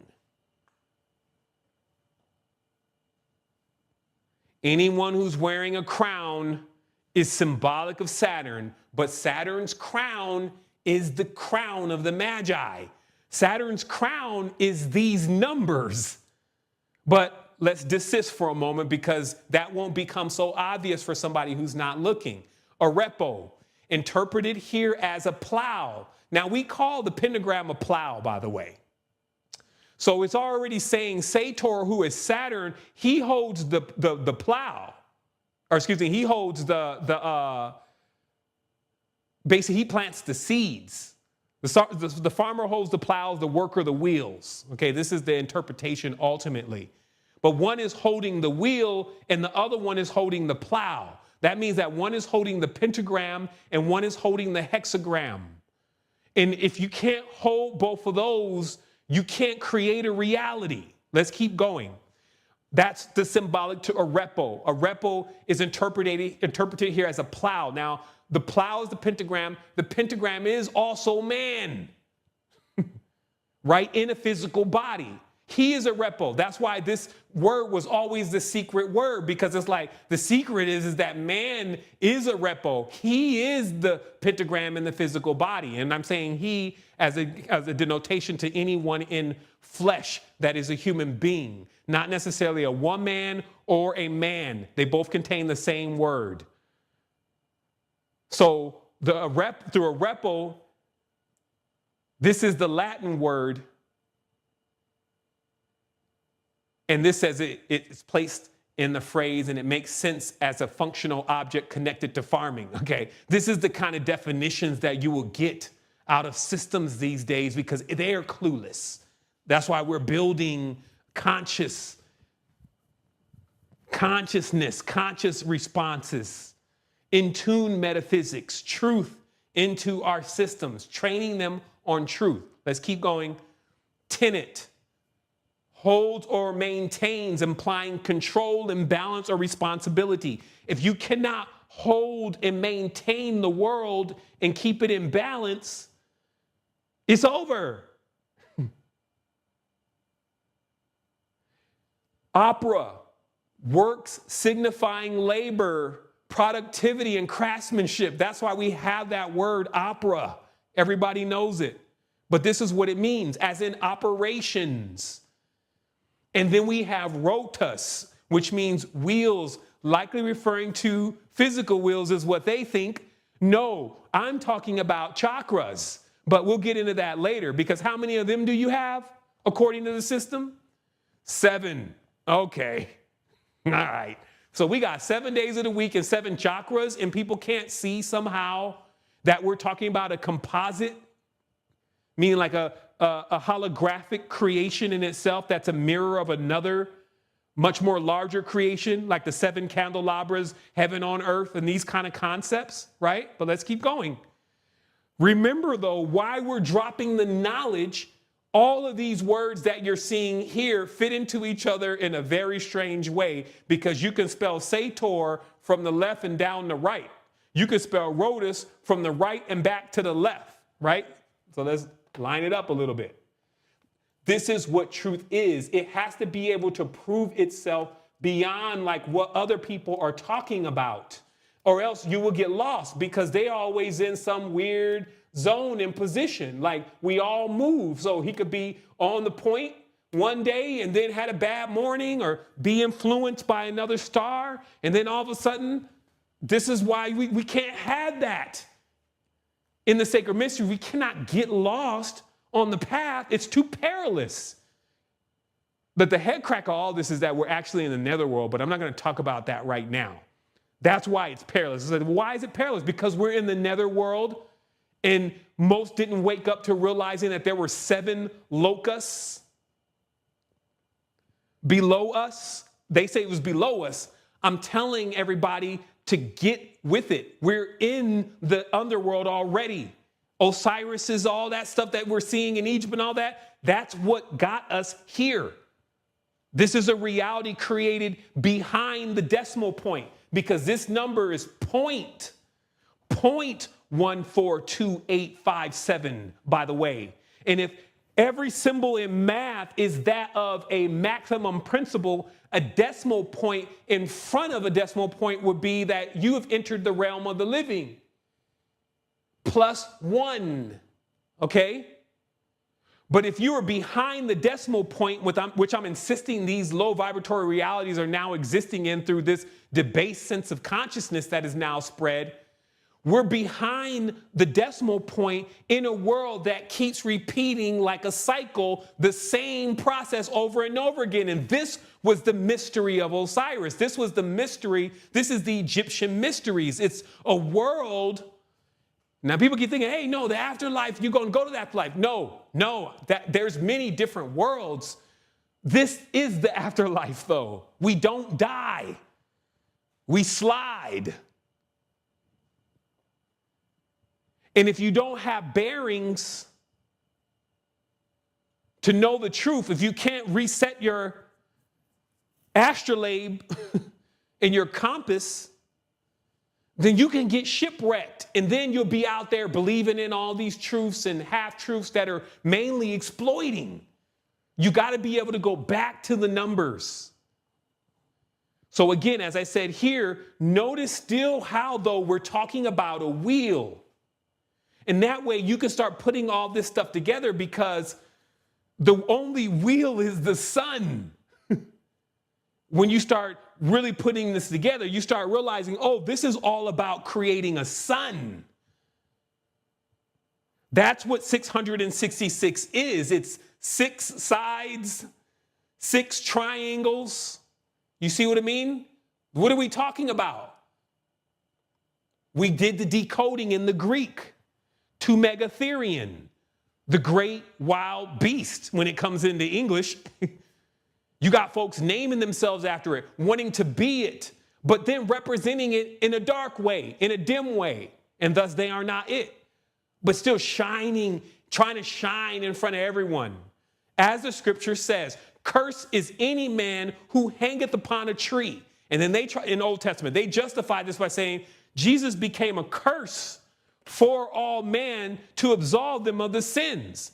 What? The ram in the thicket is the symbolic sacrifice. Jesus is taking this role. But this religion, this practice specifically, is abhorred, meaning that it was shown to not be in the solar book of truth.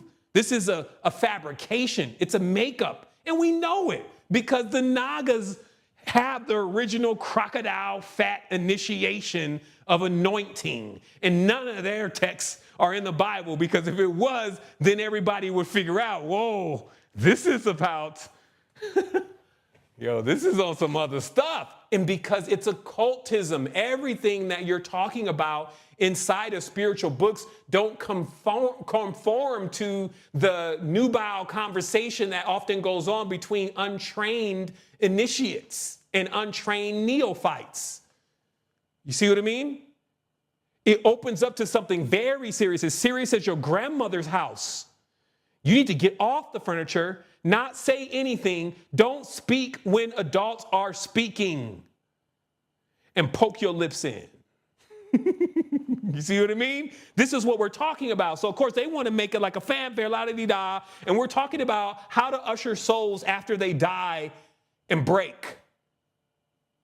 And the entities that understand how to take you through characters, spaces and time and experiences over and over and over and over and over again in a world that they told you it was 5.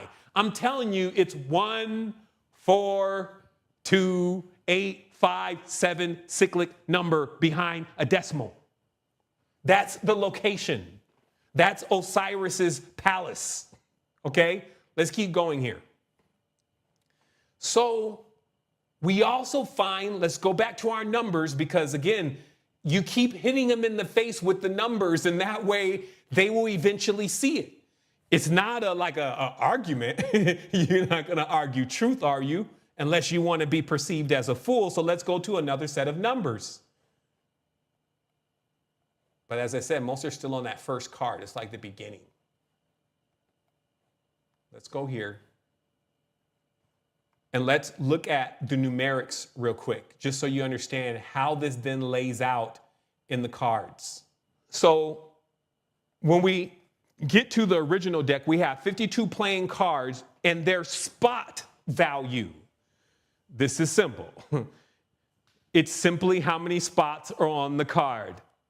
And if the card is above spots, meaning that it's above 10, like a jack, if it's 1 position away from the 10, it only gets a 1. 2, it gets a 2. 3, it gets a 3. You see what I mean? So it's like the spots are very easy to calculate because they're just the numerical value of the card. So when we take the deck and we get the spot value, we find that the 4 kings, which is 4 times 13, because that's their value, is 52. 4 queens, 48, 44, 40, 36, and 144. And then the Joker. And the Joker's introduction to the game is the most interesting. Like I was telling everybody, you see how we were so close. We were there. It was being teased. You can't get it all at one time. You got to be able to comprehend it. But the position of the Joker was when the Joker entered into the society, when they were putting these cards together and it entered into the deck, it was the completion. Because of the rotation, it denotes that December 31st doesn't belong to any card. How does this work? Every person has a birthday, and that birthday is on a card. There are 7 people who hold, or seven birthdays that hold the position of 1 card. For example, each birthday has a card. 7 dates on the calendar hold 1 card. I.e., the King of Hearts is on January 1st because it's the first one to step out. It's on March 30th, May 29th, July 28th, September 26th. Oh, give me 1 second here. Give me 1 second here. There's a need for accuracy here. 1 second. Let me pull this back real quick. I need to run this again. I can see some inaccuracies. And you can see inaccuracies when you deal with the numbers because the numbers don't add up. Give me 1 second. And this is what I mean by when you have systems that you could just do math on. Give me 1 second. Okay, so this system is known about, meaning there's books on this, right? There's like a big book and it shows you, and what I'm scrolling through now is to show you that when it rolls out, all the cards roll out. So that's the 5 of clubs. Then the cards keep rolling out. And then as the birth dates continue, and the reason why I knew that data wasn't exact because the King of Hearts is on October the 22nd. But you could do this by simply taking the numbers and doing the math and dividing the circle and then spreading out the cards. Okay, so that's how these days are come up with. They're not arbitrary. They're the exact numerical number of that day. And through this system, they were able to determine also the number of planets, meaning that the actual number of planets, the actual number of chemicals, the actual numbers of spirits. This is what was derived from this system. Now, this system is tried already. So it's not like well, maybe that worked or maybe it didn't. And I talked about earlier why it works, okay? And there was one final thing also in this, and that's about who is doing it. Meaning that it's not as simple as going to a person and saying, hey, give me a reading of my tarot, right? Which is divination, as they call it, right? And this is why in this text, there's many texts that speak against divination. And it's because when somebody is divining, but they are not divine, nothing but confusion can happen. Actually, let's take a look at that real quick here. So we have in Acts chapter 7, 43, which actually equals 7:2.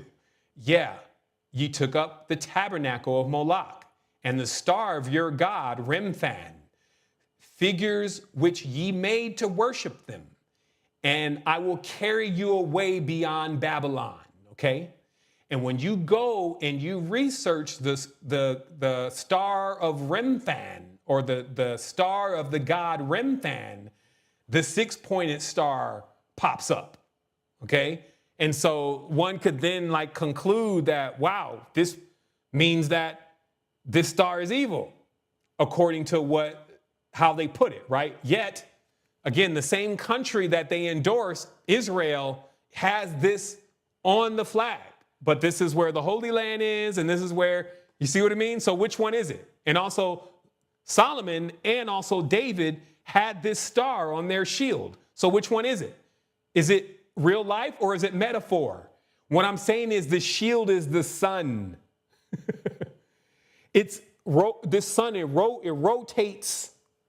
You see what I mean? It's like blinding light rotating because it illuminates the path of darkness, which is the future, which nobody supposedly knows except for the Magi, because the Magi, using the crown of the Magi, know how to read person, places, things. This is why they had to even put in there into their plagiarization, the Magi show up, because they were following the star. And they said, is a new king born? You see what I mean? Who was the first king? This is what we're talking about. We're not talking about fairy tales and future creations. We're talking about how the symbolism connects and explains to you the truth, and then people pervert the truth. Okay? So as it states, let's go further, that there are clues here that show you that this star was used by giants, meaning that whoever the Gibberim were and Al-Jabbar, that star, which I said is the Sharif, that's why a sheriff wears a 6-pointed star. It is to deal with spirits in any shape or form that they come in. Without a Sharif, like populaces found themselves dealing with unwieldy spirits. This also is because of the conditions that even a lot of these people were living in. When you don't have septic systems, when you have lots of funk, stank, darkness, desolation, waste, war, there's only dark entities roaming the land. Some of these entities would even come into good places, and the Sharif would have to deal with them. This is the same role that the police play today. When a cat gets too possessed on that green, he will go and try to rob. So somebody's got to be there. They show up with their badges and shields and stars in order to stop that. And I don't care what nobody say, it would be worse without police. You just got to admit, because every time somebody do something crazy, you want to bust them upside the head, right? And the only thing stopping you from doing that is that you will probably go to jail. So if that law or check and balance system's not there, things run amok. But you got to understand, it's not going to be some have thine own way, Lord, that's going to come deal with a monster. You see what I mean? So this is why it doesn't do well for your journey to just stay confined to good or evil, because some are on different paths. Some will indeed need a shield. Some will need a driver and a chaser. You see what I mean? It just all depends on what terrain you're covering. So as it is, though, this star gets demonized and this system of knowledge gets demonized because, of course, when it falls into the hands of the gypsies, what is that, like a fake Egyptian or something? But it falls into the hands of the gypsies, right? And they start reading the tarot with it on people, but then inheriting the curse, as it's stated. If you use the system for your own gain and profits, you will realize you will be hit with the reflux current. You can't game the game. You see what I mean? It's like, it's not a game in that way. It's a game because it has characters, not that it's not real or it's not going to have repercussions when you play it a certain way. We're living the repercussions, whether they're good or bad. So it says the Rephaim appeared in the Ugaritic as the name Ripu'uma, a plural form generally translated as the mighty ones or the divine ancestral spirits, okay? This is how the Rephaim got into the netherworld first. And then the netherworld later on became the place where people inhabit. But there are multiple layers to this reality. There's not just because, see, when they describe the lower lokas, they tell you it's like some of the beings, or a lot of the beings, they have riches, but they enslave other beings. They have like a lot of glamour and opulence, like you would see like a Beverly Hills house, but it'd be a straight demon living there. You see what I mean? Like, doesn't give a shit about anybody. It's got everybody slaving and all that kind of stuff. You see what I mean? This is the depiction. So it doesn't say that hell is like this place that you know, it's just like Mordor or something like that. Also, when you understand the hyperdimensional aspects of this, everything is here now. So this does mean that you can reach higher lokas, which are supposed to be 14 above the world, in this state, in states like nihilism, nirvana, states where you go into the aesthetic of breathing and removing yourself from all the attachments of the matrix and cleaning up your body and getting rid of the weight inside your system, things that none of these fake spiritual scriptures talk about. They don't even talk about diet. Really, not in any way that would produce a biologically healthy person. It's always something auspicious about the God and what the God wants, right? So it's just that awareness. So as it says here, the Rephaim are not simply ghosts, but exalted beings linked to the royal cult of the divine assembly. They may have been seen as protectors, patrons, or conveyors of blessings, underscoring the idea of ongoing relationships between the living and these powerful ancestral presences, because despite whatever position the books want to put them in, people want to put them in, it doesn't take away from them being the predecessors. You see what I mean? If you want to bring them into fleshly people story kind of format, it doesn't take away from the foundation in which they hewn, as it says, laying the foundation for this space, putting in the pillars for this space. You see what I mean? But then what is this space though? You know, that if you got problems, you need to take it up with the designers or the architect, if you may. But to just deny the construct and how it's built would be to deny the numbers within math and within nature. You see what I mean? So it's just like you would end up in a weird zone because you would just like be denying all the truths. So it goes on, and this is just the connection that we want to make here, that Og,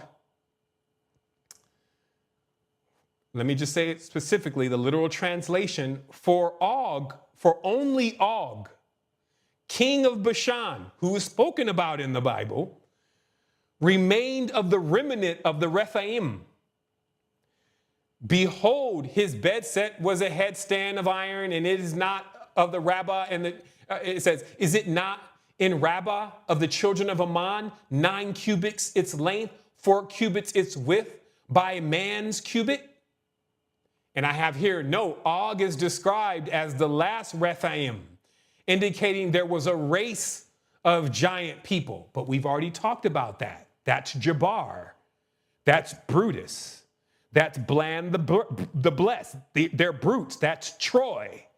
You see what I mean? And the bedstand by description, this is the giant for real. But what are we talking about? Og, king of Bashan, was the last of the giants, right?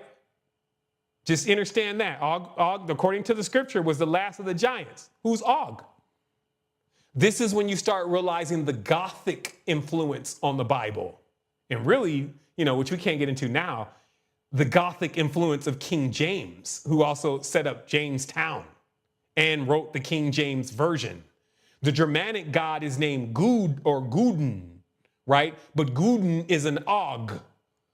Just like dog and God have this OG in the word, this is the thing about decoding the matrix. You need to then take the letter and then put every syllable consonant in front of it and then break down the story of the word. But again, the Germanic god Gud or Guden, who's Odin or Odin's son. You see what I mean? Like, this is where that comes from. You see what I mean? And that is nothing like they're all over the place. This is like, oh my goodness, you just tied in that with that. Let's just go to the origins. But as you should know, the giants used this system. This is how they navigated. This is how they built. This is how they divined. This is how they taught all of the sorcery and all this kind of stuff through math. Like all the other stuff that, the sacrifices and all that, that is all stuff that goes on in the experience. You see what I mean? Like, that's just stuff that ends up going on. Some people, there's a simple phenomena that happens when people start getting into this. Well, how much can I give to gain favor? And then they get into this. I'll give you this. I'll give you the first of my crops. I'll give you my pure devotion. I'll give you my own child.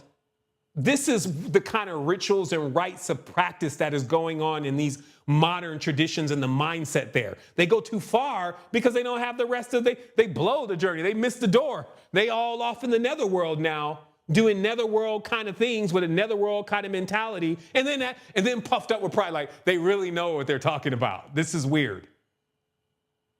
It's like, instead of thinking about what other people are thinking about what you're saying, why don't you think about what you're saying? And why don't you sit into your knowledge and see how it's benefiting you? See how it changes your world. See if things are off, calibrate it, and find something to calibrate it with. That's what we're talking about. So we now have this final part here. And this final part is, because this is obviously a to be continued, there's more. And it's also understanding, this part is about understanding the core power within a number. Okay. And so I'm going to give you some numbers today. Some of the other ones I'm still correlating and putting the math and things together on them. You could say the jury's still out. But when we're talking about one, and we're just saying, what is the maximum that this stands for? When we're talking about the number one, as I mentioned, the easiest way to identify with understanding what it is the ego itself. The voice that is inside of your mind animating the reality for you. But it is more than a voice. It causes you to radiate your existence. Thus, even when you're asleep, you still can get back to this world because you can actually see your own light. Okay? And then you have two. This is all divisions. Any kind of dualities stand for this number. It is, as a core principle, day and night. Just as you look, you see day and night. So I see a sun, and this caused my world to have day and night. Without the sun, the world would just be night. It doesn't mean that there wouldn't be life, though, because the life was going on in the deep before the sun got here. And that's another story. So then we have the 4 seasons, okay? Or the number 4. 4 seasons and a cross, of course, right? This 4 seasons is, of course, our 4 directions. Right? But primarily, when you're in this kind of construct, you get that split of 4. And that's a master in that way. North, south, east, west, fire, earth, wind, water. You see what I mean? And then you have, of course, because this is a calendar, we're talking about your seasons. So your seasons need to be divided by 6. This is where 6 comes in as a number. But what these numbers, 3, 6, 9, come in as abstract, almost hidden components in order to support the next stage, but play themselves behind the scenes, meaning that you don't just directly define them. You actually see them supporting or the structure itself. Okay. And then we have 7. This is the division of the reality. Like when they talk about the gods decided that they were going to split the reality amongst themselves. This is according to the scriptures, right? They divide the world. This went to this God, that went to that God. Now we're sitting here with days of the week named after gods. And if we don't want to conduct the ritual, it doesn't seem to matter, because when Monday come around, we'll be doing what Monday requires us to do, Tuesday and so on. And then when Friday hits, we'll be doing what Venus likes to do. And when Saturn hits on Saturday, we'll be doing what Saturn wants to do. You see what I mean? From an energetic level, because these are planetary energies, right? As I said before, remember that fish. You know, the fish you can't change. You can make yourself either susceptible or impervious to planetary energies, but still understand, just as soon as the full moon will cause a rise in a man and the movement of certain stars will cause a change of the mind, there are things that the vapor, the ether, the celestial bodies are doing to our vessels and to nature that we have maybe not actually even thought of or accounted for, because we can't make that correlation. However, this system could make the correlations because it has all the numbers of the spirits. So it sounds wild that spirits have numbers. That just shows you how far behind people are. They think that once you get to spirits, no more numbers are left. But we are spirits, and we're here talking about numbers inside of a fleshly body. Wake up. It wasn't as simple as everybody wanted it to be. This is why we had to have our elders. We had to have our teachers. We had to have those who specialize in certain things to broaden our minds to what we knew not. So we continue. We have 12. This is obviously the months, right? Because that then division into the zodiac gives us 6 times 2, which is 12.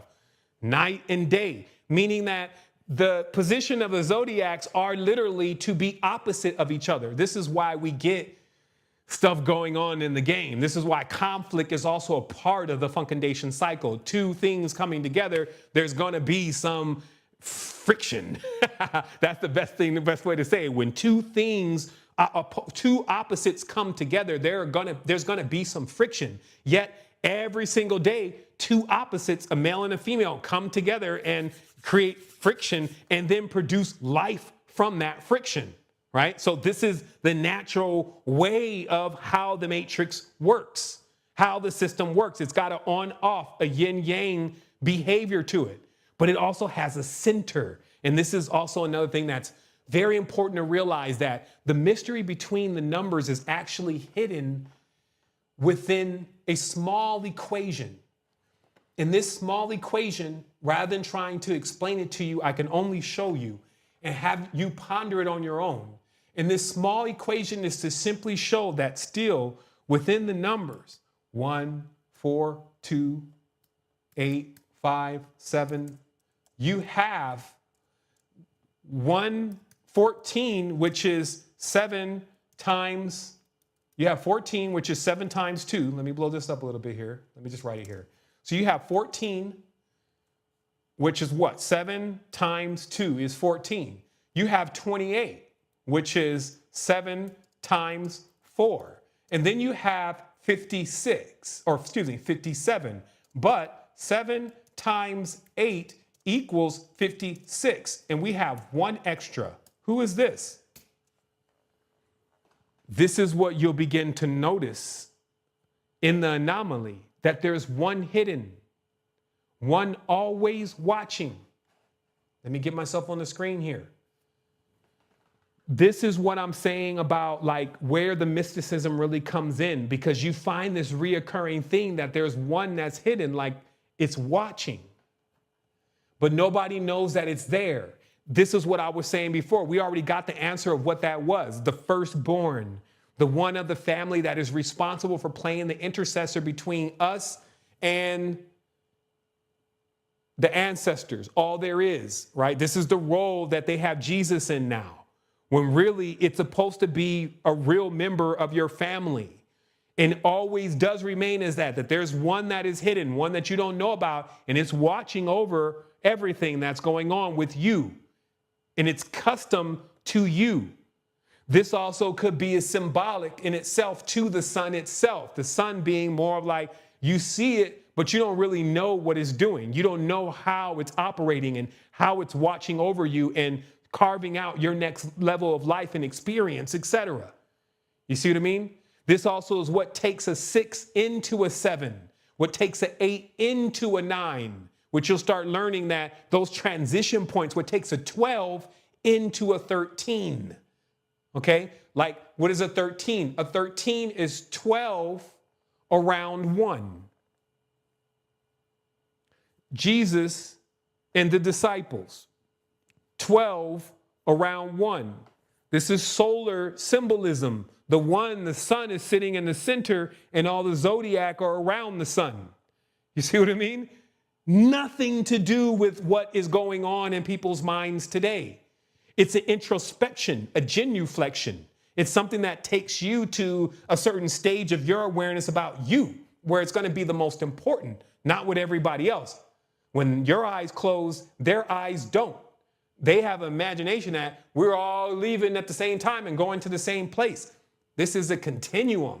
We arrive on all sides in different spaces. This is like a deck also coming into these matrices. The dealer, who, as I mentioned before, this is also very important, the dealer, because what was also mentioned is beyond the time, beyond the magnetism, and beyond the symbols that are the power within this opus, all of it still relies on the dealer. So meaning that even if the person, let's say you try to go to another person and say, hey, I heard you do something with the cards, and my friend Sevan was talking about something with the cards today. Go ahead and do my reading. No, no, no, no. No, no, no, no, no. For me personally, I can't even see a reason why to do my reading. I'll just live life and watch the patterns. I don't need cards to show me what I can do naturally, okay? This is like a tracing board system in itself, right? It's a way to, when they lose everything, to put everything back together, right? But you can count on that if the person doesn't even know what we're talking about right now, this is the wrong person to read your card because they can't divine. They don't know how to actually tell you once the cards flip over, what is really the story of this card specifically in relative to you. And the key word is also relative. Generally, this is somebody that you know and they know you. So they can say, oh, I see. Oh, first of all, what they do first is show you the past.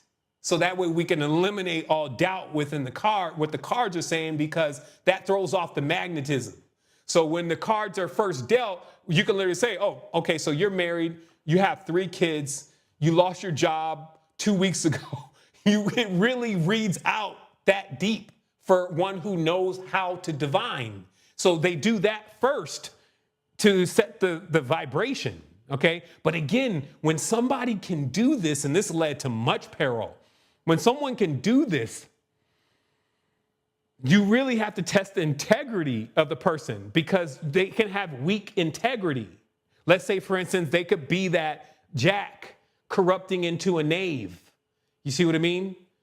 And then thus they're all tainted and they're telling you your future. And then they're reading that and they're just, it's all messed up. You can see what I'm saying. And it will happen more often than not. Even in the Mystic Test book, the author, who is clearly initiate of a secret society, only uses the readings from himself that he's generating.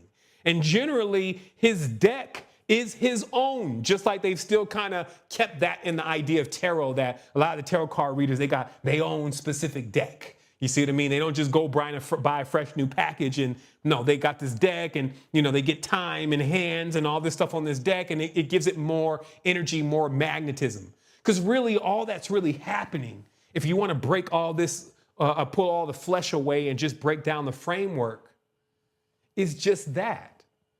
The deck itself is the framework for the entire year. It corresponds to all the numbers in which are evoked in the matrix. And in that way, just like man, and woman for sure, they've been given a soul, meaning that there's an animus moving through it. And so this is where the notion came from, that this system, this code, it is alive because an animus is moving through it, because it is the date, the time, and everything else that we've talked about here so far.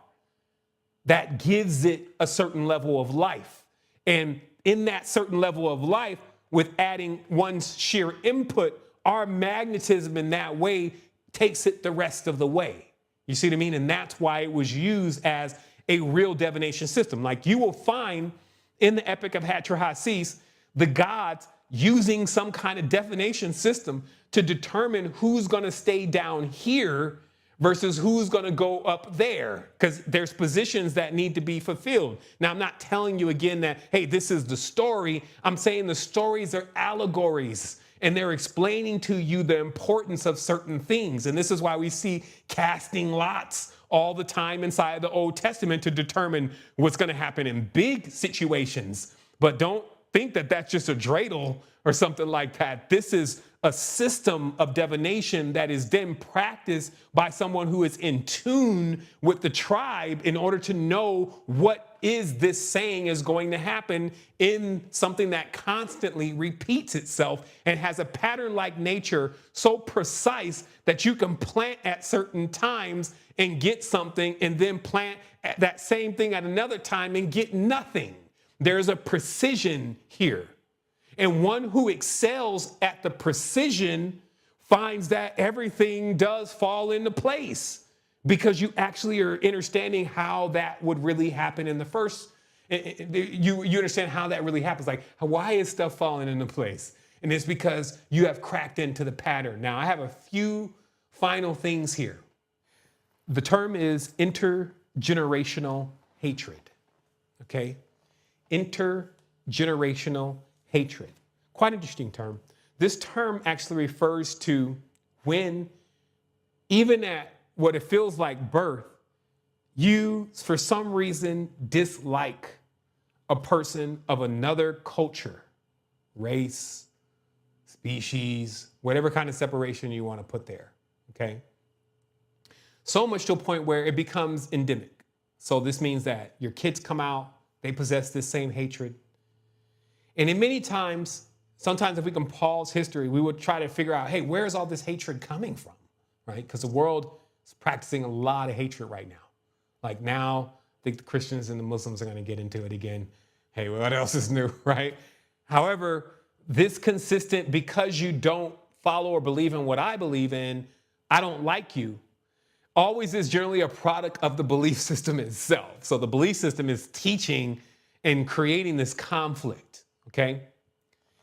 And one thing that we need to zoom in on is the missing link in history of why there became a black-white conflict, which is still present in this world today. And this happens in part due to what went on in London, because this is the time that we're really covering here, 16th century, 17th century, when we find a few things have actually occurred. One, not only has Rome at a certain stage earlier, of course, reached its height, but Rome was literally in itself like what the modern United States and the Allies are like right now. Sometimes when we think of Rome, we think of like Carthage, and we just see that one area and maybe the Colosseum, and we think that was Rome. But Rome was like the Axis powers, ruling different areas and then maintaining a kingdom. This is why, or an empire, right? Because this is why you have emperor, right? Which is like Caesar, right? So you have these different roles. You got like an emperor up here, and then you got lower roles. And so one thing that I want to bring up is that it was known that in Rome, they enlisted soldiers generally from northern Africa, like the Berbers, etc., horsemen, marauders, these kind of really skilled warriors to guard or uphold Rome in certain territories, right? And these territories were all like the consecrated territories, like the Holy Lands in these places. Now, here's what you'll come to find out about history. The first thing is, when you want to tell yourself the truth, is that no race seems to be clear of when it's the end of their, dynasty or whatever, that you don't see some pretty ugly things. Okay, so this is something we find in all races, like in the end of the Khmer Rouge, in the end of the Nagas, in the end of in the end of Rome, in the end of Troy, in the end, it always looks pretty ugly. The end of Egypt, you see what I mean? So if we always base things on the end, we still have to know that, hey, that was the end. But we can't deny what was going on in the end. And in the end, we had a complete upheaval where, and you could just notice this from the dynasty of King James, even Charles and Ferdinand. And it just keeps going back further. It keeps going to Darius, Dulcarnain, or Alexander the Great. That there's this consistent thing that goes on with warriors. That they don't stay in power long. And here's why. A king is not determined in the not too distant past by how intelligent he is. That only plays a certain factor. Amongst giants, it will always be how strong you are. Okay, so let me just let you understand this. This is that whole draconian thing that we were talking about before, about how the reptilian in itself, or that genus, that part of the brain, is it tests metal. It's very alpha-like in that way. We got an alpha, i.e. the king, and everybody else follows the king. But you need to understand the king was always the strongest of us, physically, for thousands of years.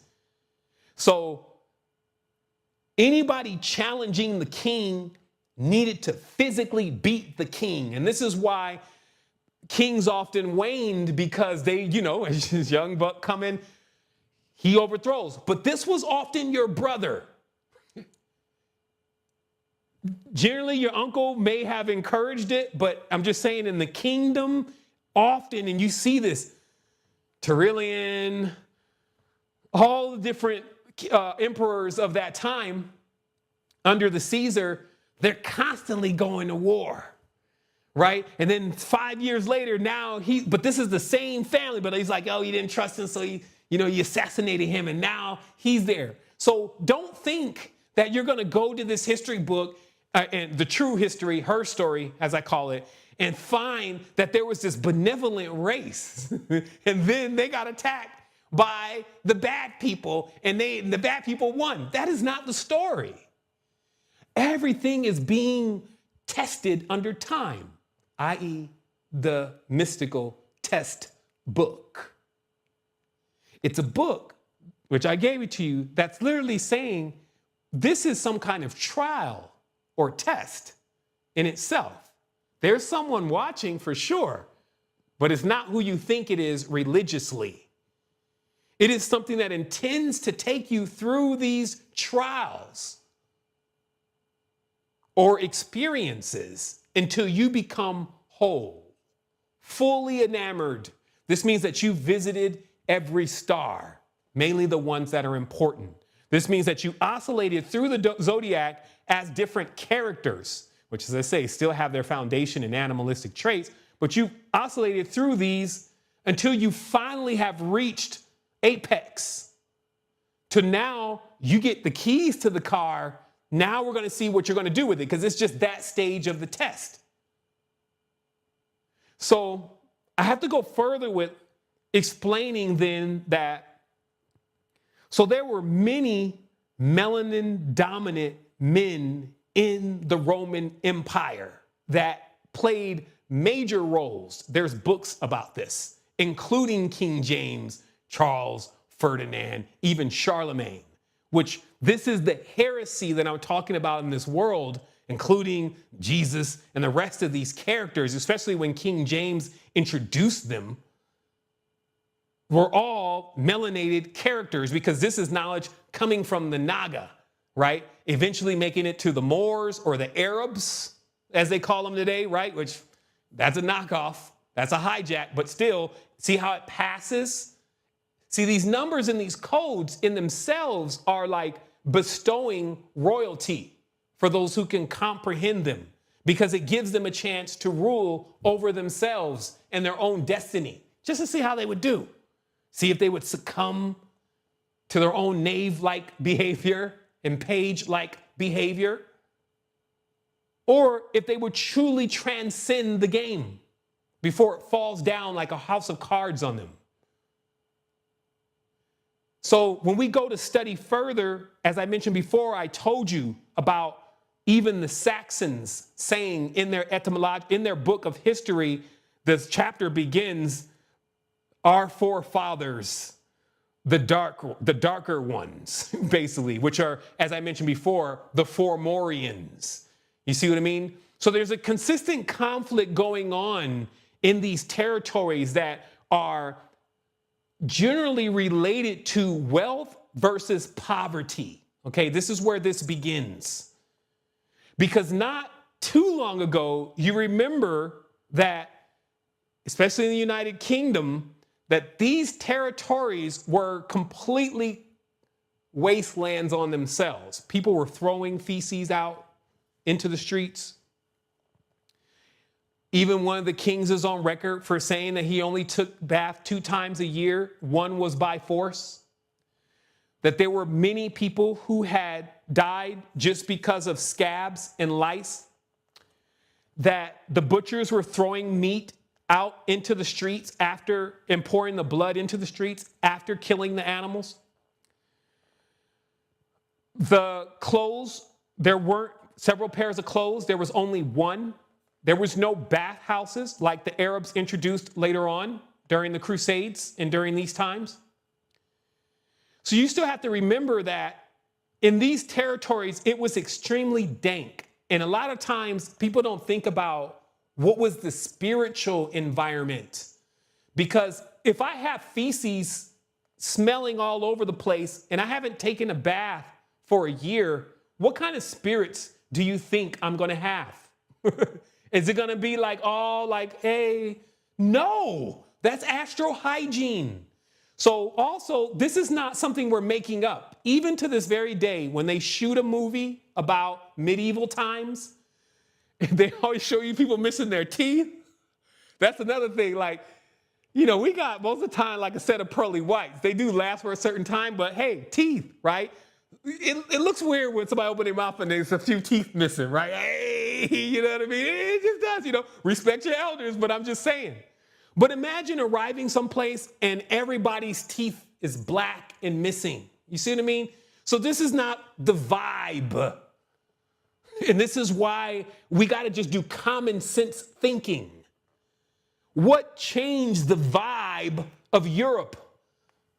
What brought in enlightenment? What brought in the bourgeoisie? Changing clothes. Like I was reading about, you know, this Arab man who came in and he introduced changing clothes even in different seasons and wearing other scents to counteract other scents and opening up bathhouses. And because there was laws that were passed even then that the barber surgeons believed if you bathed, you open yourself up to diseases that were all around. So thus it was forbidden to bathe.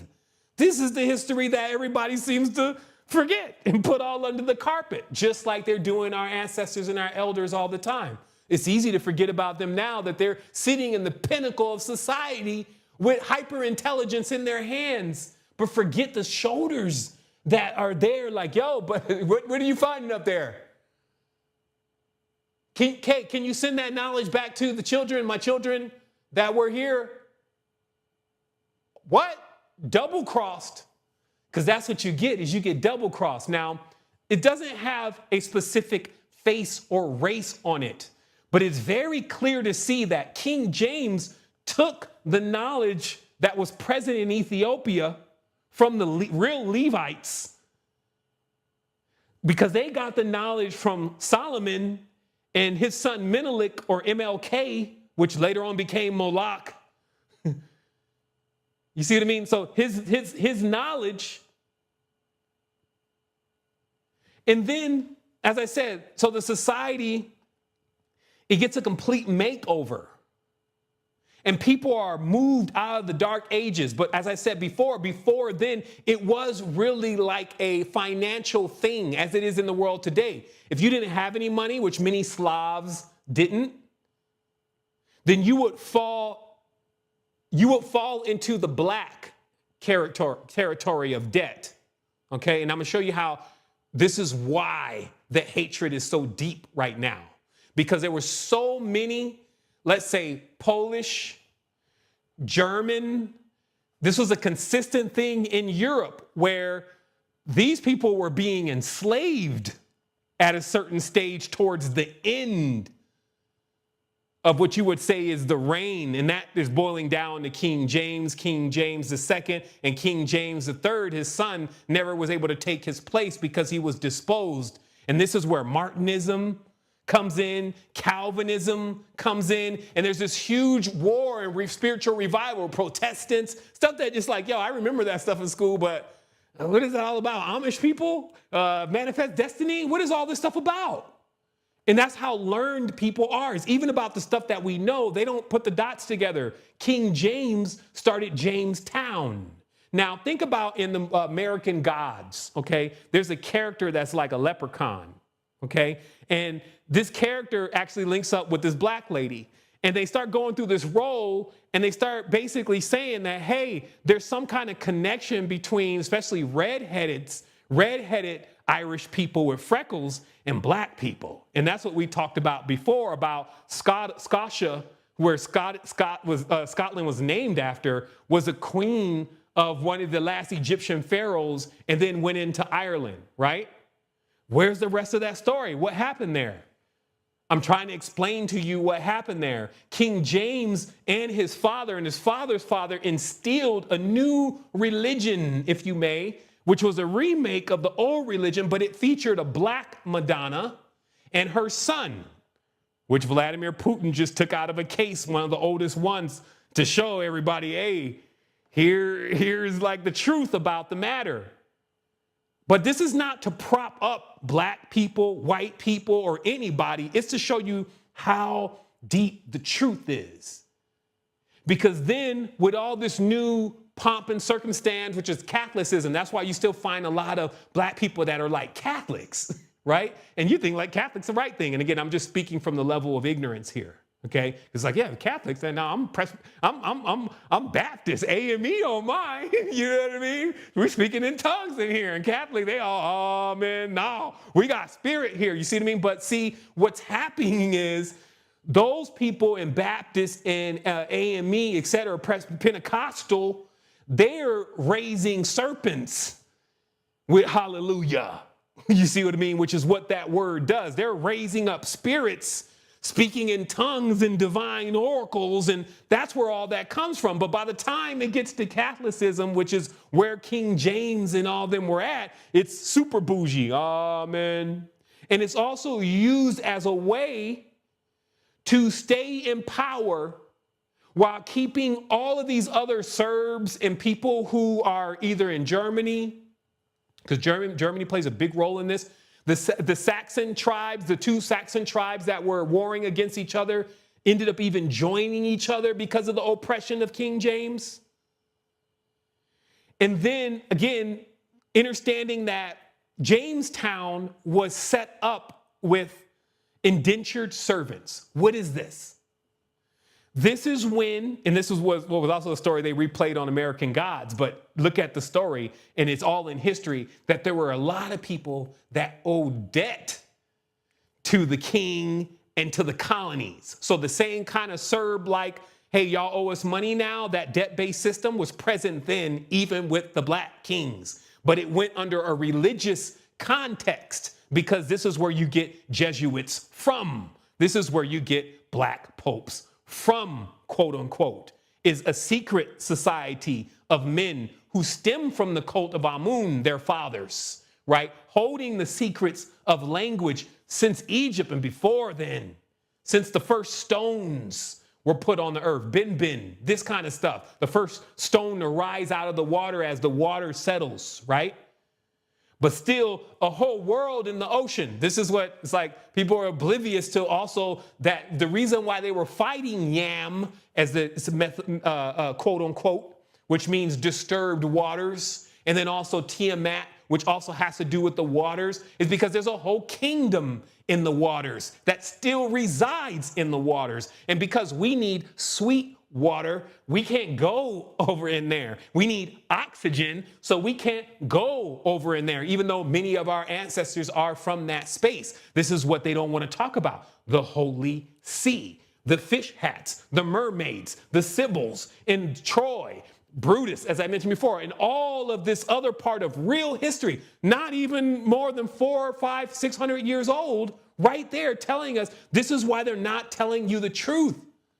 Because it can't from where they sit, because they've lied about everything. The tradition, how it's supposed to be worshiped, this is all internal stuff. They've literally bought an external person, but you can see why. Of course, if I'm being oppressed, I'm going to flip the entire society to actually then try to put up a version of me so the world can start looking at me as if, and my people, as if we are higher than the ones that were doing that before. So who's right here? Nobody. But it continues. And you can read the story for yourself. I'll drop some books. But it goes on is that we end up in a huge clash. And it gets to being racial. And this is because most of the black people are holding the black nobility, meaning they're holding all of the money and all of the stuff. So even when you're seeing these forefathers running over to the U.S., what are they running into? They're running into a situation where King James has already sent and set up a colony in Jamestown. And many of the Indians already know either they already have deals with the Moors all the way back into Cordoba and Al-Andalus and all these. They have these trade routes and these deals already. Or they see them that they're about to come. Like, yo, they're moving it over here. You know, the world is not dumb like everybody thinks, where you got these indigenous people all out. They don't know anything. That's not how it was. There was a chain of communication going on everywhere. The Sibyls were predominantly responsible for that chain of communication. So they knew King James and Europe. Okay, let's rewind. On the gates in Europe, there's a unicorn and there's a lion. Everybody knows that unicorn is a hippopotamus, because there's another crest that looks exactly like it, and it's got a hippopotamus. It would have been too much to put that one there. Hippopotamus and a lion. You do not find a hippopotamus or a lion in Britain, okay? Where is this heraldry coming from? And that's what I'm saying. Well, just go only a little bit further back, and you will find there's a whole legacy with Spain and all this going on and trade routes. But remember, so the founding fathers are running from King James and all of what's going on in Brittany or the Britanny. And they're coming to this new world. And what they're trying to do is they're trying to make agreements with other tribes. That's why they say, hey, there's some Indian tribes that they don't like black people. You know, there's rumors about that. It's true, because when these colonies were moving in, they knew, oh man, they're coming over here to take over, but this is our land. So King James put the foothold of Jamestown that became one of the first to begin to start colonizing America, right? But when King James, they changed his color of his face, and his father, and they changed the color of his face.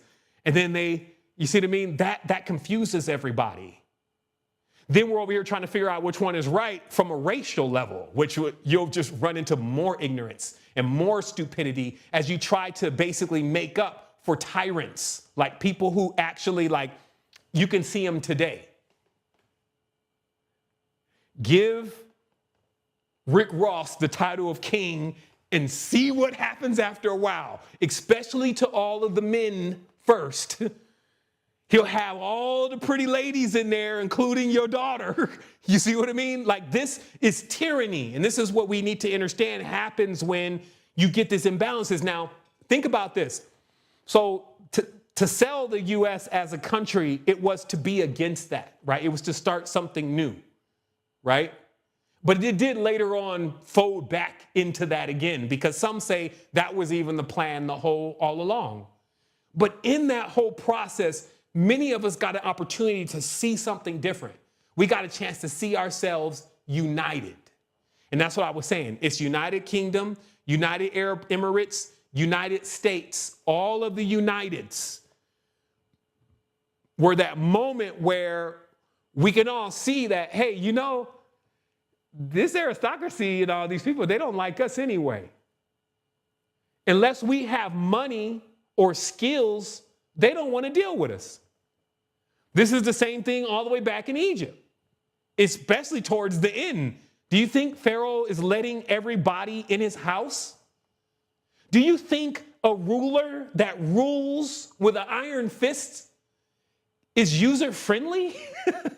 See, we make up stuff in our minds sometimes and it makes no sense. You can't rule an empire of brutes where your own brother is ready to slip the knife in you to take your position and your role, unless you're doing that through fear, which is the club, and through slavery, which is the spade. You see what I mean?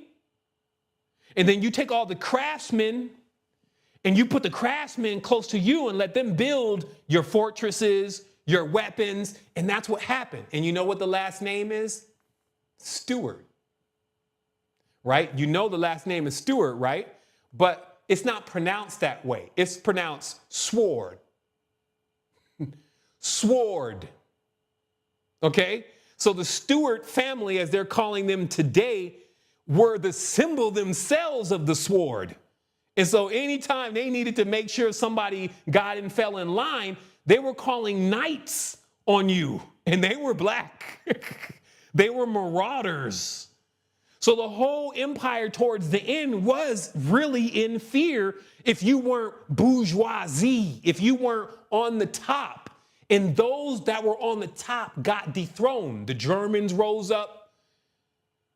A lot of the tribes in Europe, the Teutons, even black people, white people, it was like Indians, Spains. But in the end, though, it was basically a betrayal of families, okay? Because to try to figure out, like, you got people that are from Italy with darker skin than me, okay? So this wasn't trying to figure out, like, where the person was actually from. It was about their allegiance.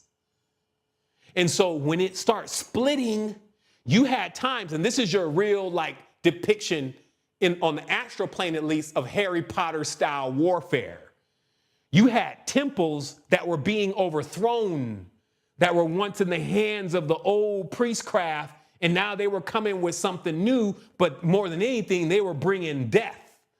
They had to bring this overthrow by the sword. Many were exterminated, and many were betrayed, because there were always times where you could be just a family that was benefiting from what they call the plantogenics. What is it? The plantogens. You know, they have a kind of strange last name, always kind of jarbling it, but you could basically had something going on and they would ask you, hey, are you aligned with them? And you knew to say that you were aligned meant death. This is why you got this a lot in history. Remember, the Jews even pretended to be Christians because of this kind of same things. Like, hey, are you Jewish? No, maybe Jesus, praise the Lord. Shit. Damn, they're killing everybody. So there were people that weren't like, kill me.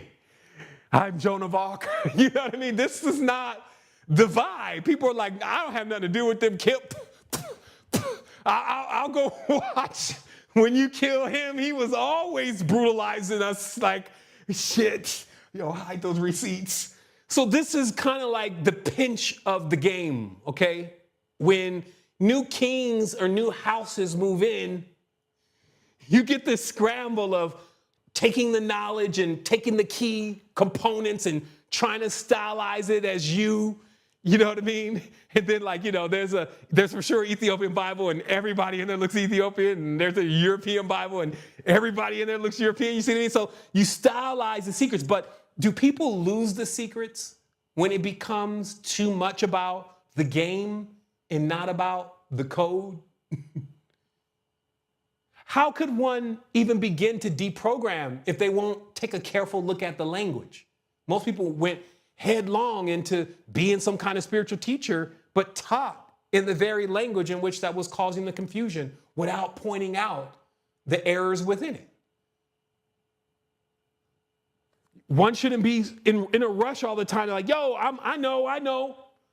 You should be more in a rush to sit and listen if one can get the truth. But this is not the society that we're living in. This is what I'm bringing up here. This is why we're always creating these environments, right? And we're sealing these environments and we're bringing these environments into the natural principle. And this is because, like I said, nobody really knows who you are until you do something that is not honorable, like lie and get caught in the lie, scheme and scam and get caught in the scheme and scam. Then millions of people are now focusing on you, right? But when you're doing what everyone says they want to be done, hey man, just, don't lie to us, don't deceive us, don't use us. You see what I mean? And you could do that for years and just remain in that position, right? That's the kind of world that we're living in. Don't deviate from that though. But I'm just saying, like, peep out what goes on around you. Understand the difference between deep knowledge. Like they give the symbolism. The hearts are the spring of love, okay? The trifoil clover leaf of summer is the knowledge gained and retained. That's what you see as the clubs, the trifoil leaf. This is the intelligence, heat, arguments, and legal. You see what I mean? These are all things that come about in the game. Like we would love for our life to have very little of it, but it's shuffled in the deck, right? We have the diamond. It's the third part of when the crops are sold. So the diamond in itself was a 3-part tool in that way. And it was a symbolism too that when we reach the third part of the year, we reach the height of the spring. And thus in that, or the height of the reaping of the crops. And so this was a signal to sell, right? And then in that time, you would gain your wealth. This is the fourth part, which was winter. As a spade, it meant as a spade, you didn't have a resurrection. You see what I mean? There was two different symbols here. You didn't have a resurrection as a spade. It needed to be an acorn, okay, which was the original spade. And the acorn was a symbol of death and burial because obviously this seed, like you would just think nothing's going on and it would just be there buried for who knows how long. And then all of a sudden it would start sprouting up into a tree.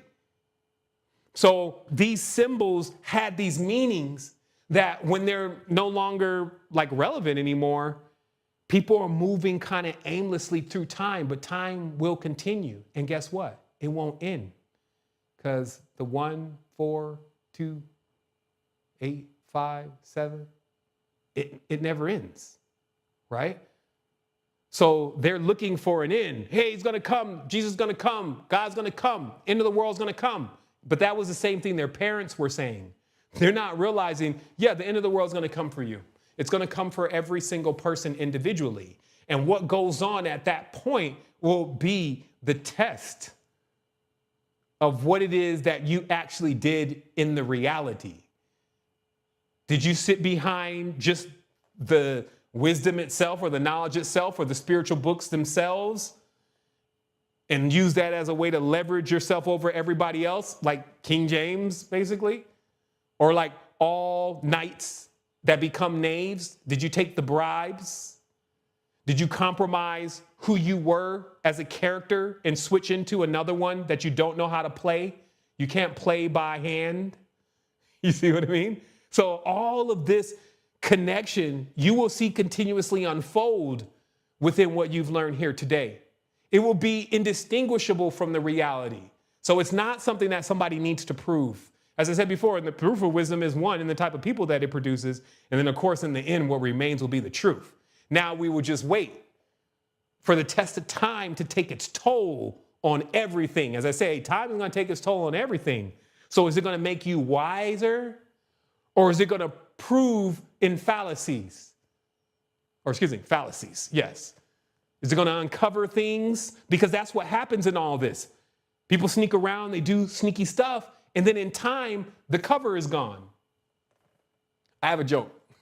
This joke is about I thought he was. This joke is about, like, they say that they found these UFOs sitting in the water, and then when they found these UFOs, they had, they were just there, and they unearthed them, and then they back engineered the technology within the UFO, and then they became like, that's how the new age was ushered in, right?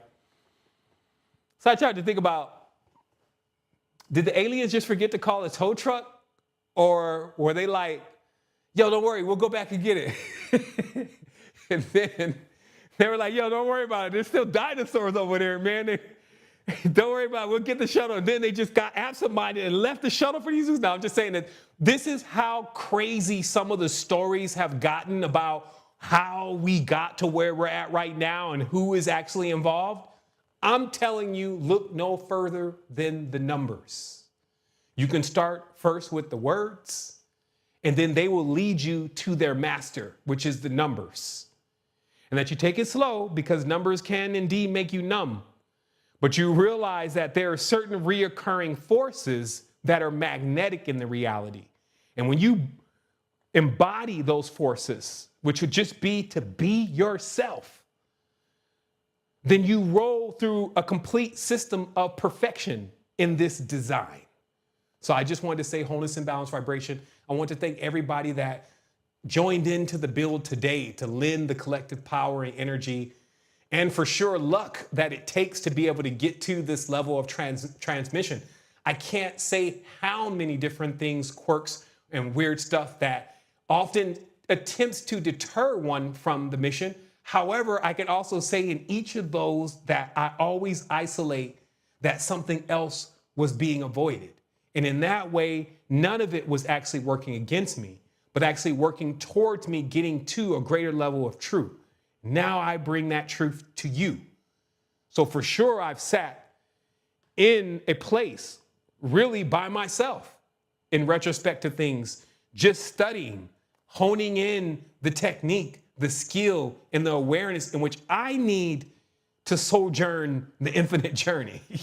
You see what I mean? Comfortably. The compass to Zion, as we talked about, the compassion, what really fuels you to give people knowledge, information, and go in deep, to go beyond what everybody believes. As I said before, yeah, for sure, if 6 billion people are doing something and I still prove it to be wrong, I will be that one person walking the other way. And if for whatever reason I'm in the wrong direction, I can still trust that the love that I put in and the compassion that I put into this world, into this message, that in that way I would receive some level of grace. But I'm telling you, it doesn't need any of that. It just needs you to wake up, pay attention, get rid of your divisions inside. It's the ones that are harmful for you, like the ones that are separating you from the truth, separating you from your legacy, separating you from your lineage, separating you from your elders. People shouldn't feel like because they're another race and another race had seeded them, all bad about it. In fact, like if you found out that your uncle, great uncle was a king, how does this hurt you? You see what I mean? So this is what I'm saying though, but still don't be surprised though if you keep reading and you find uncle did some pretty crazy stuff. You need to take that as a lesson, especially based on his demise, and then move on to something that's new and something that's greater, because that's what we're here to do. We're here to bring the newness, i.e. the sun, the light, the enlightenment. We're here to bring that to the entire reality. But what are you enlightening them on? How to bake cookies? Like there can be, but only a small amount of knowledge here that is truly valuable. A little book that sets everything straight and makes the path clear. So that way you can stay on your journey and not have to worry about the turbulence and the turmoil of being off the path. So that's all I'm going to say about it right now. I'm going to go ahead and open it up. As you know, we got one more Tribe Vibes this year, so I had to definitely taper it. I've definitely seen if I can move in at some point. I may, I think YouTube needs at least the last video and this one. I'm sure everybody here will agree. Like, yeah, I'm loving to keep it here, but we know that we need to kind of compile this in a certain way and let everybody else eat before December, right? Before the new year and all that. So that way they come into this 2025 and they're solid. Because all we're talking about here is once we can get more sovereigns, because this goes deeper, and that's why we need to set this foreground, because remember, this is tied into the sailors. This is tied into the original sovereigns. This is tied into the ones that made the journey and survived the journey. And these are the ancestors. So there's more to this, but there's also the foundation that is necessary for us to be able to stand in it, to no matter what we hear, not try to bend the truth to fit some kind of narrative that somebody told us 100 years ago or something like this that doesn't match up with the layers of truth, especially when we know there's been alterations to the truth. We need to be able to see ourselves now. The way we feel about each other, white, black, brown, Indian, is determining where you're really at in this. If you haven't figured out how to clear energy, but I can remember going through it though. That's why I bring it up now. I can remember, like, you know, even when I was younger, I was raised in an Islamic community, right? So when you come through these movements, they embed stuff on you. You're like, yes, that's how it is, right? But you got to get to a level at some point where amongst all the chaos, you're going to need to set your own foundation and get stable. And you can only do that with the truth.